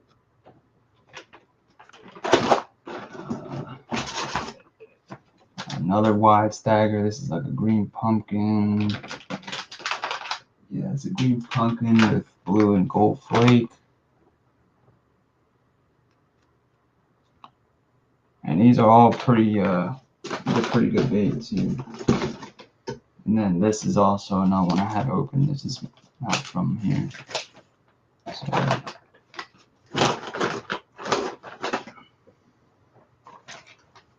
yeah, those two are not. And then the rest is going to be from the One-Up. The One-Up shads, which is from Sawamura. And it's a different company. But they're pretty much like the sort of same mold sort of as the Easy Swimmers from Gambler. It's a little bit different, but they look very similar to one another. And they're very cool colors they have. And they come in a clamshell, which is pretty cool. And these are the 6-inch. This one is called Okawa. This is, I'll show you actually the large size first, and we'll just go down to the smaller. This is a baby bass, like type pattern. Real nice. Stack in here. This is like a, I think this is the IU color. Or there might be the black gold. Yeah, I think it's the black gold.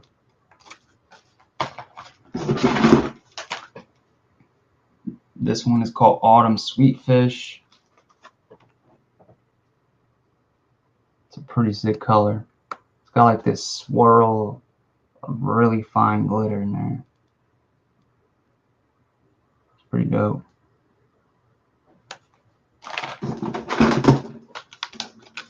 We got just like a green pumpkin, silver belly, red flake, green pumpkin, red flake. This is just like a green pumpkin pepper color.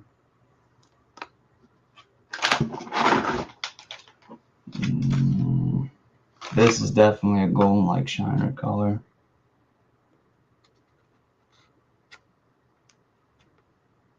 Pretty sick.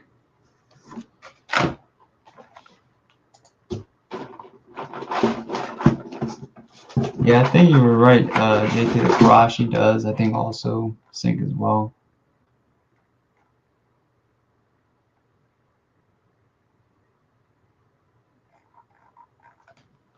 And this is another one. It's like sort of like a bright baby bass color. It's kind of interesting.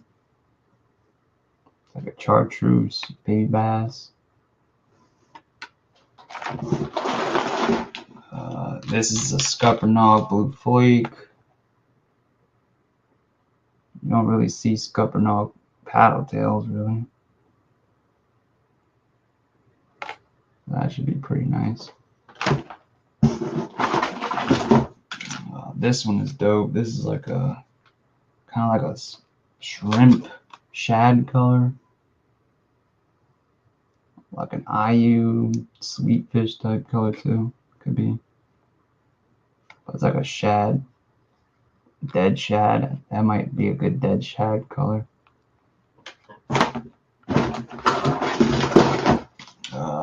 This is a 5-inch in the pearl white, silky white. It's got like this swirl look to it. Pretty sick.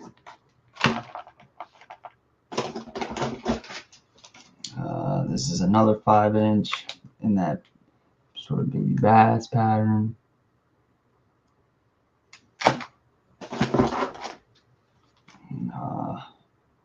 5-inch in that other green color, but this one's different. This is just all solid green, like a salad, green salad color. It's pretty sick. I like that one. It's pretty cool. This one is also another like baby bass alternative color, but this one has like green flake in it. This is like a real baby bass. You kind of see like the difference. It's got like that green flake, fine flake, and black. First, the other one is kind of just like green and black. Like you kind of see it. I'll show you. It's very subtle, but there is a difference. See? This one has like more baby bass look. Even though this one does still look like that too, but it's got more like that fine green flake. And then these are the 4-inch sizes. Yeah, this is that crazy color I was showing you guys like last week. It's the neon fish. It's got like a hyper shift in it.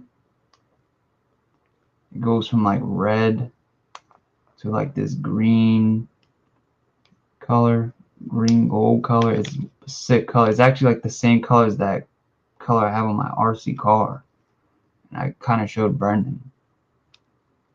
It's pretty sick. Let me see if I can show you with the plastic off. That way. so it's not reflecting. Let me see if it'll work.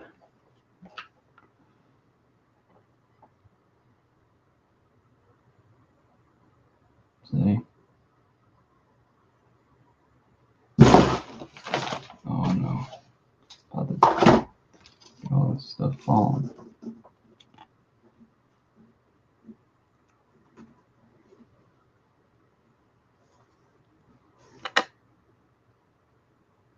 There we go.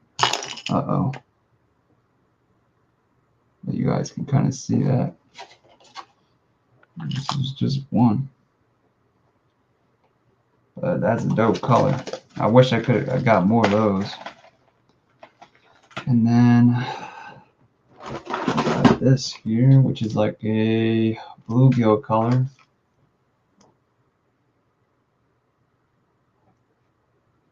Yeah, it's like a bluegill color.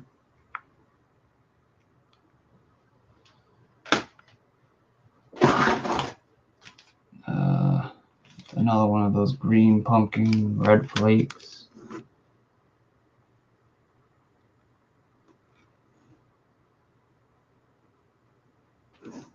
Yeah, I just gotta kind of do it quick. There we go. Same thing.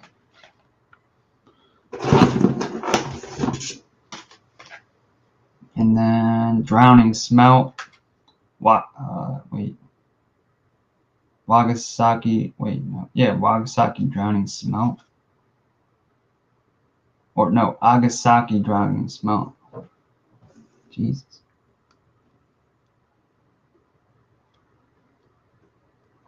It's like a smoke on top with like a white on the belly. Blue flake. Like I said, pretty unique colors they have, which I like. And then I think this is the last one. And this one, this definitely got to be like an IU color.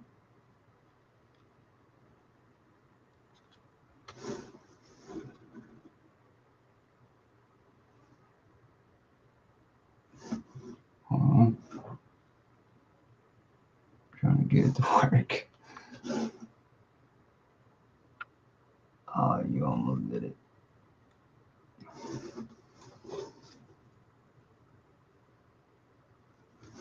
I hate this damn camera.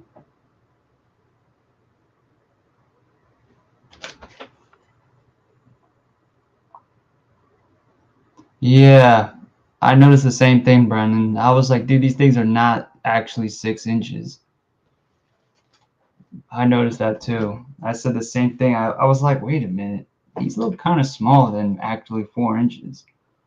But I think that's just what the bait are. And because this is actually like their label. This is like their legit label. And it's still not actually completely correct. They're actually like a point off, a half off, or like 0.8. Like the 4 inch is really like 3.8 or some shit. The 6 inch is like 5.2, and then like the 5 inch is like 4.8 or 4.5 or some shit.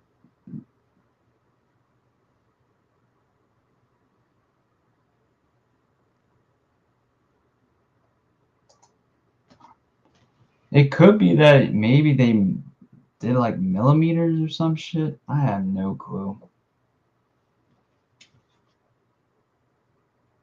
They like made the baits in millimeters, and somehow for some reason it doesn't like equal the same exact as a 4 inch bait. I'm not sure. But they I do like that it does tell you 2 and 3/0 for like the 4 inch, 6/0 for the 6 inch. It tells you like on the package what size hook you should use. And then they are made in Japan, which I do like. These are all made in Japan, the 1-Up shads. So, and they gave me, I'll count all those out for you guys. 1, 2, 3, 4, 5, 6, 7, 8, 9, 10, 11, 12, 13, 14, 16, 17, 18, 19. So 19 packs. 19 packs of the 1-Up Shads. I don't know how the hell I held that up. And hold on.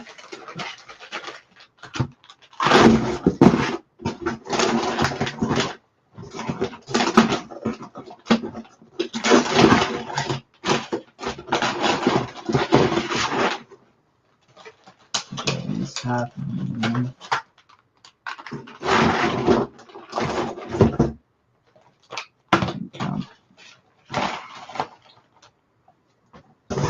And then these are like the 1-Ups. So 1, 2, 3, 4, 5, 6, 7. The 7 of this, like these packs. Yeah. 1, 2, 3, 4, 5, 6, 7. Yep. 7 of the salt pack of the paddle tails, and then 1, 2, 3, 4, 5, 6, 7, 8, 9, 10, 11, 12, 13, 14, 15. So 16, 17, 18, 19, 21. So like 23 packs of soft plastics of hide-ups. So 18 plus 23, it's around 41 plastics. So that's a lot of plastics, 41 packagings of plastics. So if you really take into consideration at $10 a piece or around that, or $8, $9, that's around $400 that you got for $100.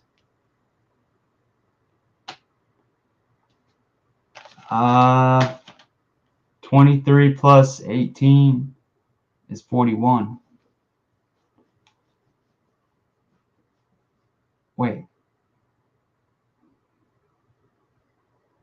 Yeah. So maybe I just got one extra pack, I guess, because maybe I don't know, they probably put one extra tiny small one, or small packs. Because these two I aren't from this packaging. This is from my the other one I got that was like the hide-up box. So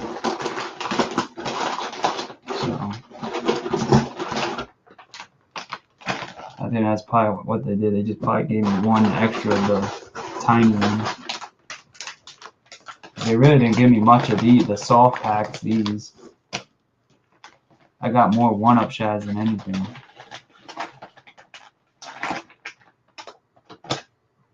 But yeah, that's literally like $400 worth of plastics.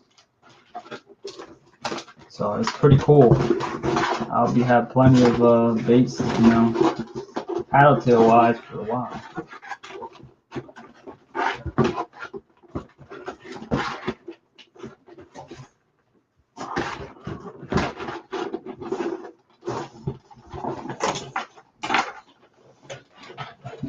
But yeah, that's pretty much though it that I had to show for tonight at least. And I hope you guys enjoyed that at least.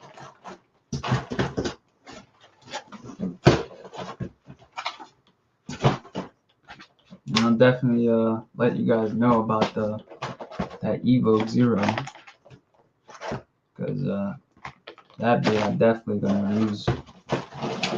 I'll probably even try it tomorrow when I go to that spot.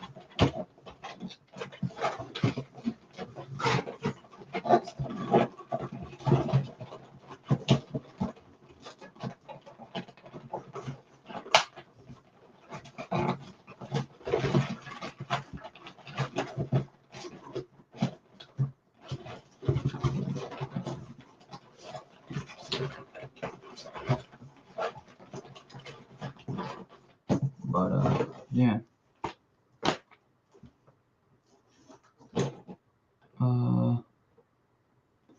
How would you view the 6107?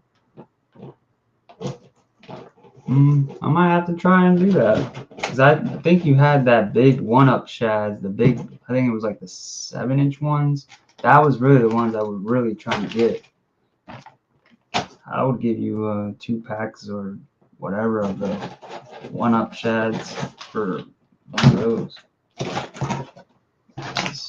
Those are sick. And I like that those came in clamshell. I don't understand why they didn't all come in clamshell, why they did that. Like, they made the 7 inches into some like clamshell type of packaging, but then not the smaller sizes. Yeah, it literally is like 5 pounds of stuff.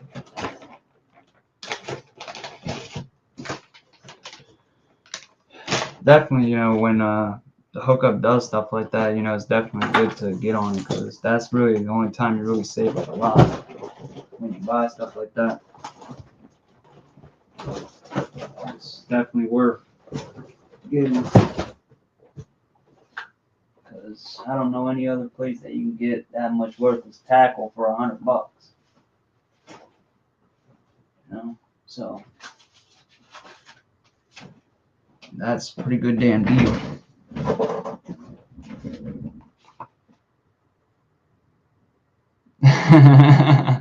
Yeah, those are pretty sick, man. You got that. You're lucky on that. Those were sick. But the 6-inch hide up, I mean the 1-ups are pretty nice though. I want to try those. See how they do. I think I have a pack. No, they're not in there. I took it off. I thought I had one up there. Oh, here's the other pack. Yeah, there's a 6-inch. I got another one over here. I had it on the side.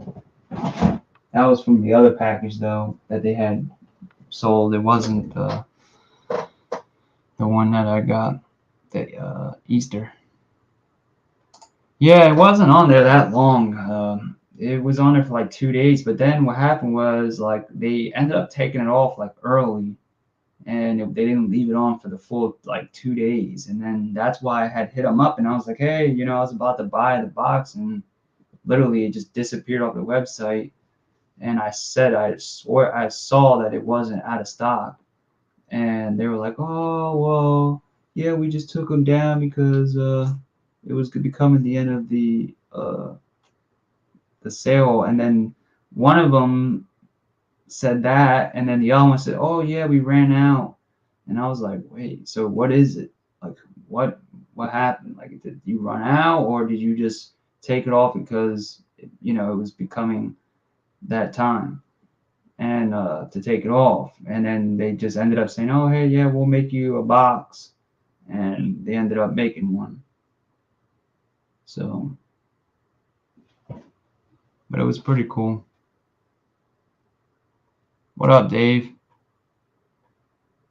I just gave away 2 of them. You missed out, Dave. But yeah, so you know that was kind of stupid.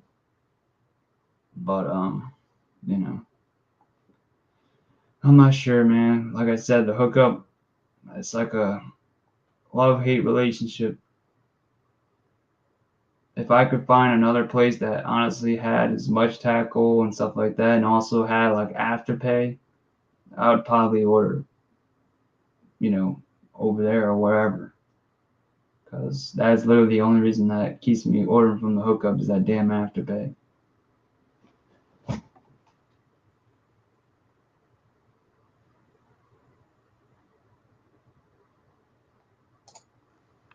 need the congregation stay.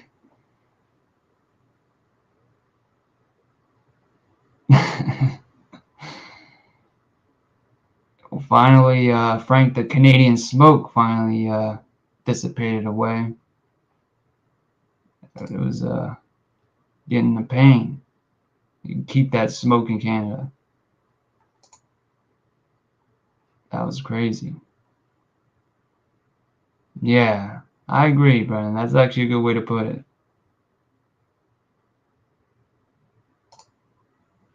That's another thing, you know. They were a little bit iffy for a bit, but I think it was because they kind of were like doing so much at that time that they just got backed up. But they worked through that, and their shipping, like I said, is pretty good. It's mainly because they use that FedEx, you know, 2 day and whatever. And sometimes you get the 2 day shipping, and sometimes they'll just give you ground. Yeah, it's weird. Like you'll get the free shipping, but sometimes it's like 2 day shipping, or sometimes it's ground. I don't get that. So, but I definitely want to try that. And then also another bait too that I was kind of like looking at and thinking that why haven't I used it is these little tiny I say gill flats. They're like the smaller version, the juniors. And I was kind of looking at a video. I kind of showed it on the group chat where the guy was rigging them up on a weighted wacky hook, and it looks pretty sick. It looks like a little bluegill feeding off the bottom. Let me see if I can.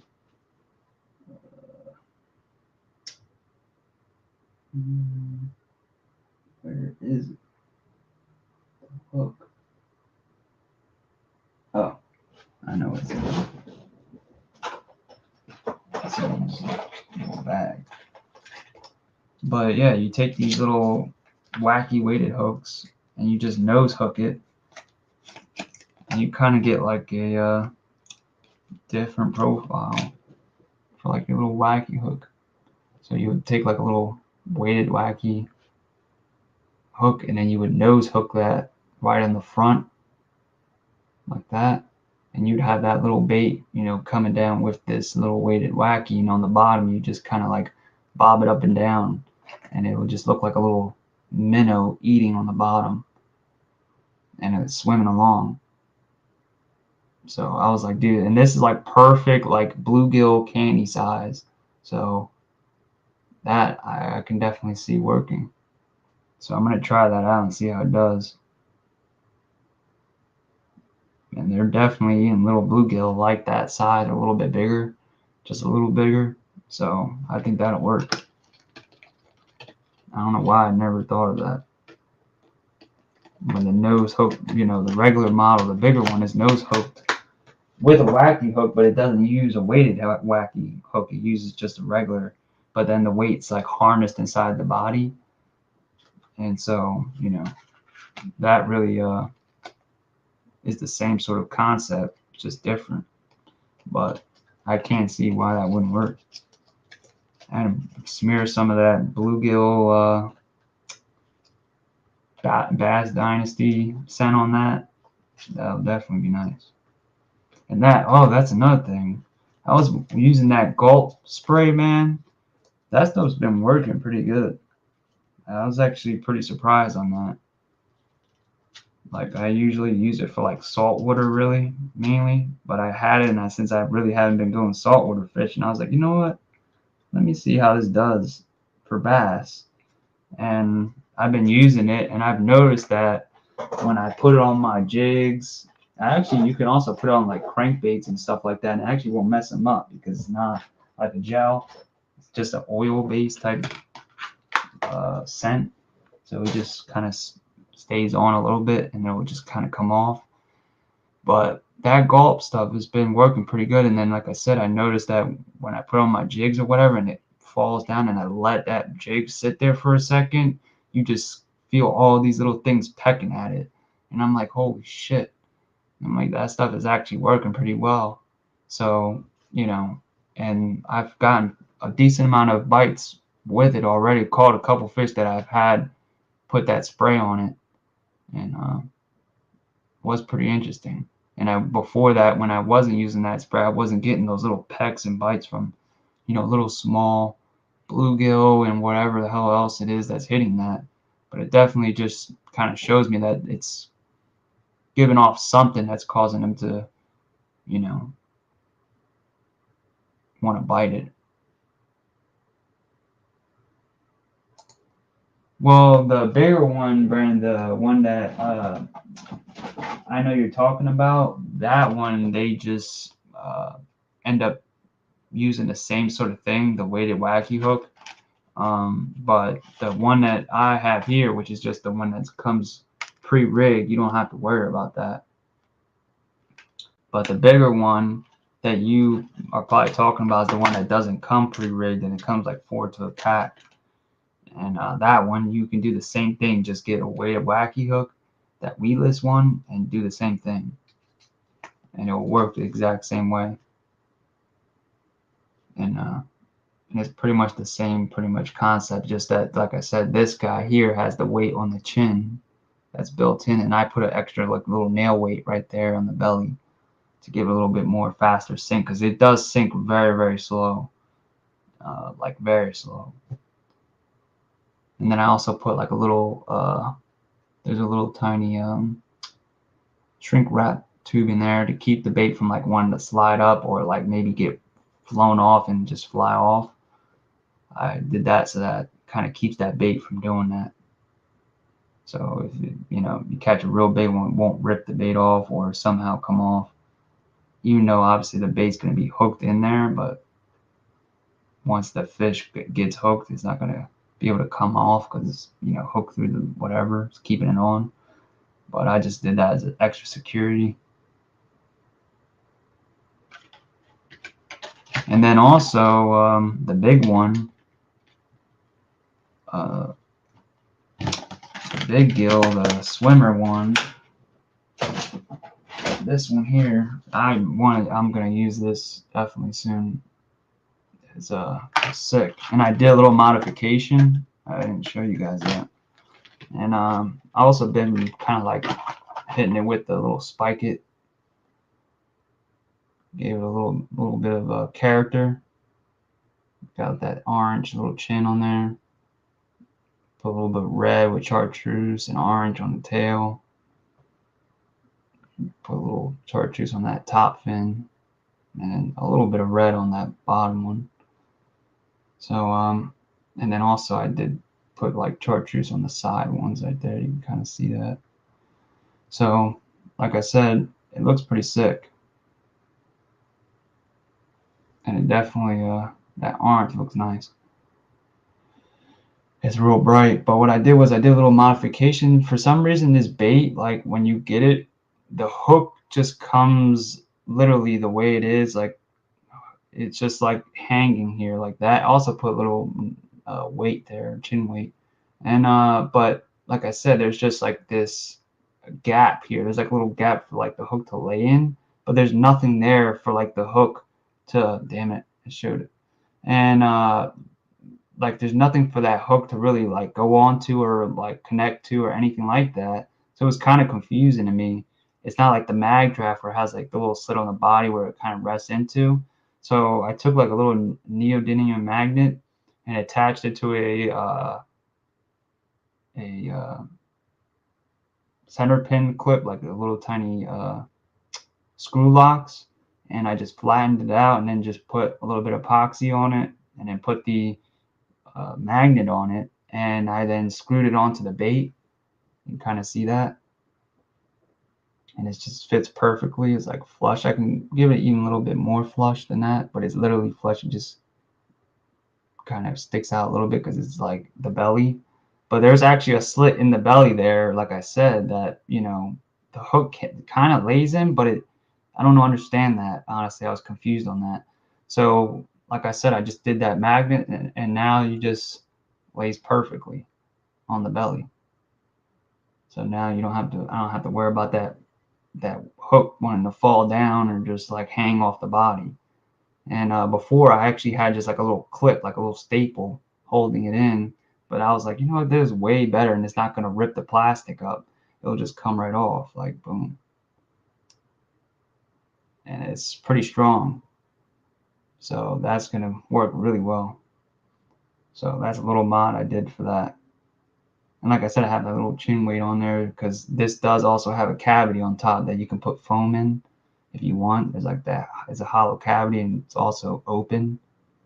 You can actually seal that up, and it will create air, and it'll make it float more. But it already floats, so you got to add weight to make it sink.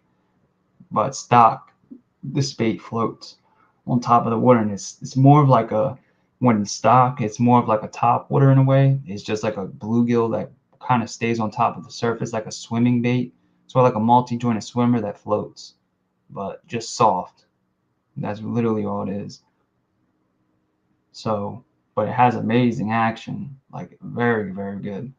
I just wish they put out more colors, uh, so I could get some. I really want like the black one. That'd be a sick nighttime bait. So, but that's definitely going to be something I'm going to be using soon. Especially, I've been waiting for that grass to grow. Yeah, I was bored, man. I was just like, it was just too plain for me. It was like, I was like, I wanted something on it. And I just kind of took a picture of a bluegill that are like from New Jersey. And I just like, you know what, instead of like kind of like coloring it the same areas.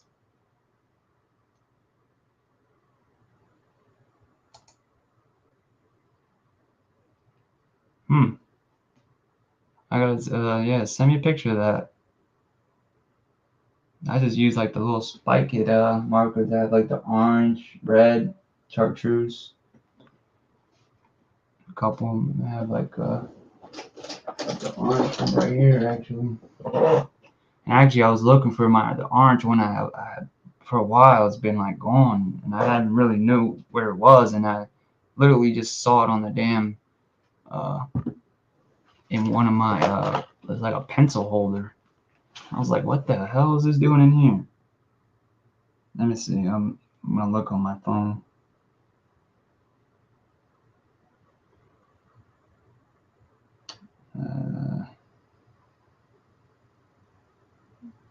Yeah. Oh wow, yeah, and it has like the little magnet. It's kind of funny. And the orange on the throat. Interesting. Yeah, it's kind of cool. I haven't seen that thing in like a while. That's an old bait. Yeah, I've been saying that too. Like, when the hell I cast, but I think it's in July something. Yeah, Brandon's got it right here. Yeah, it's a lot later, I swear, than I felt like last year. Like, I swore I cast like was in June, but it might have been like that because of the COVID or something.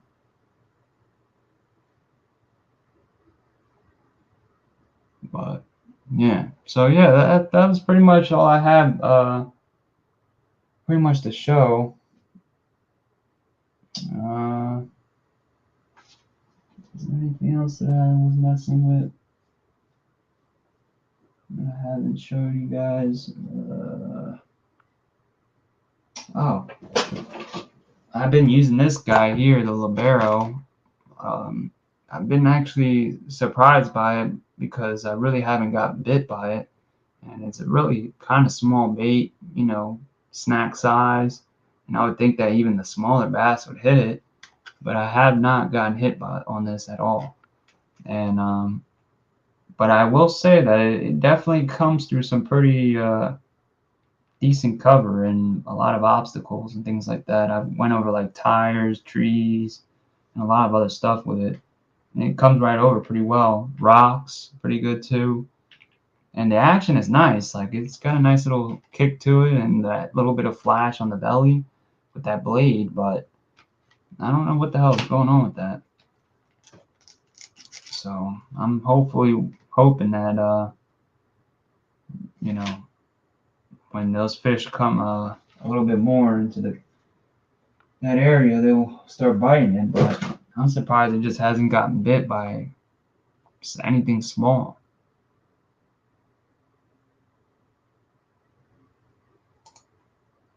Huh. I think, right, you got those. Those are the ones you think you got from like Ollie's or something. I think I'm trying to remember.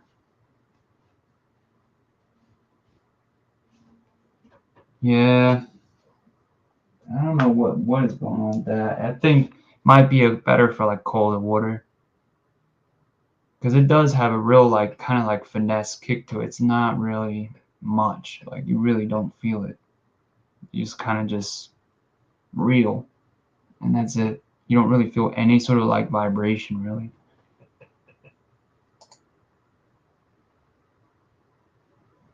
So, but that's pretty much all I had for the tonight, guys. I appreciate you guys sticking around though.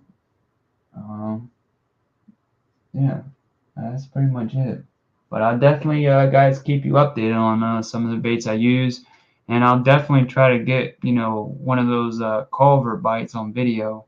I was gonna do that when I caught that fish, but it was just that a lot of people have been coming around, so I feel like awkward doing that.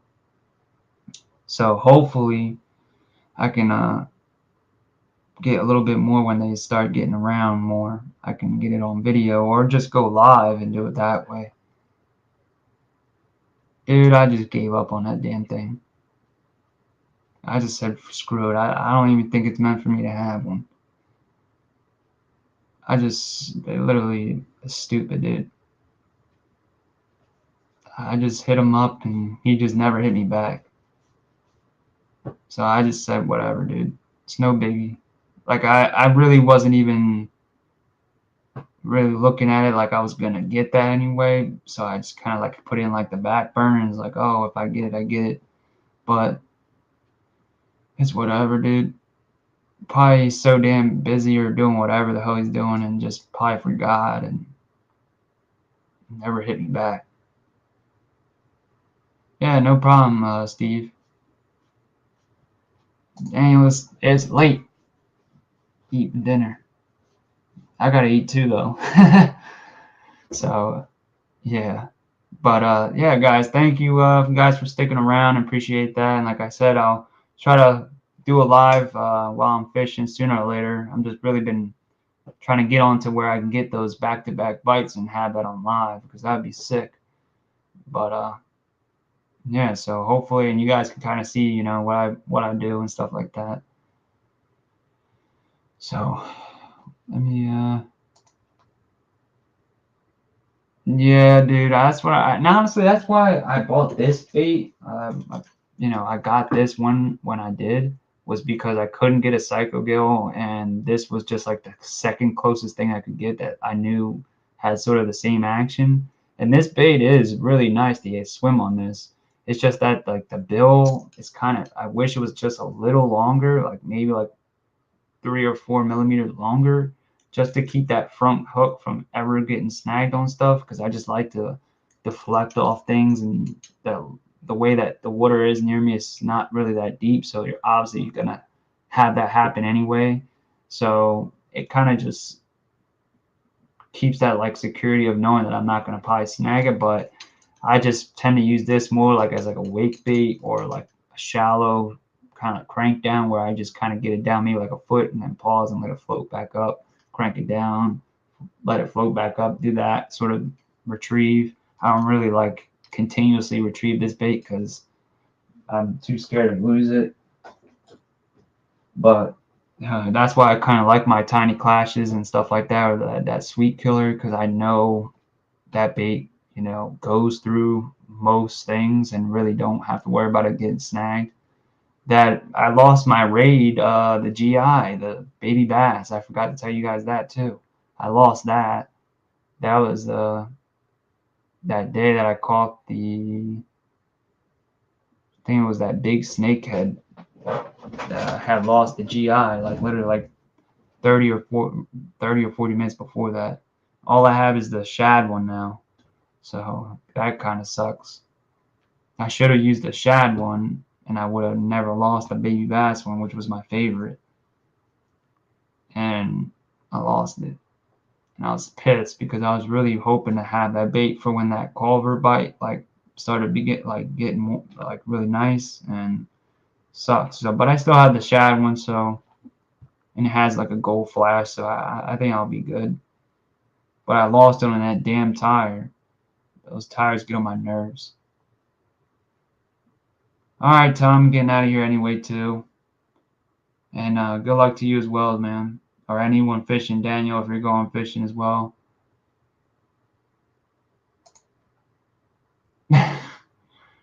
Yeah, sometimes cooking dinner can be a pain in the ass.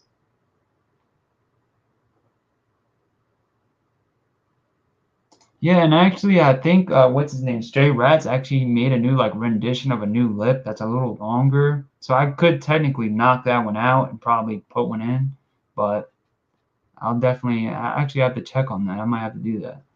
But yeah, thank you guys, and take care, and thank you for stopping by and sticking by.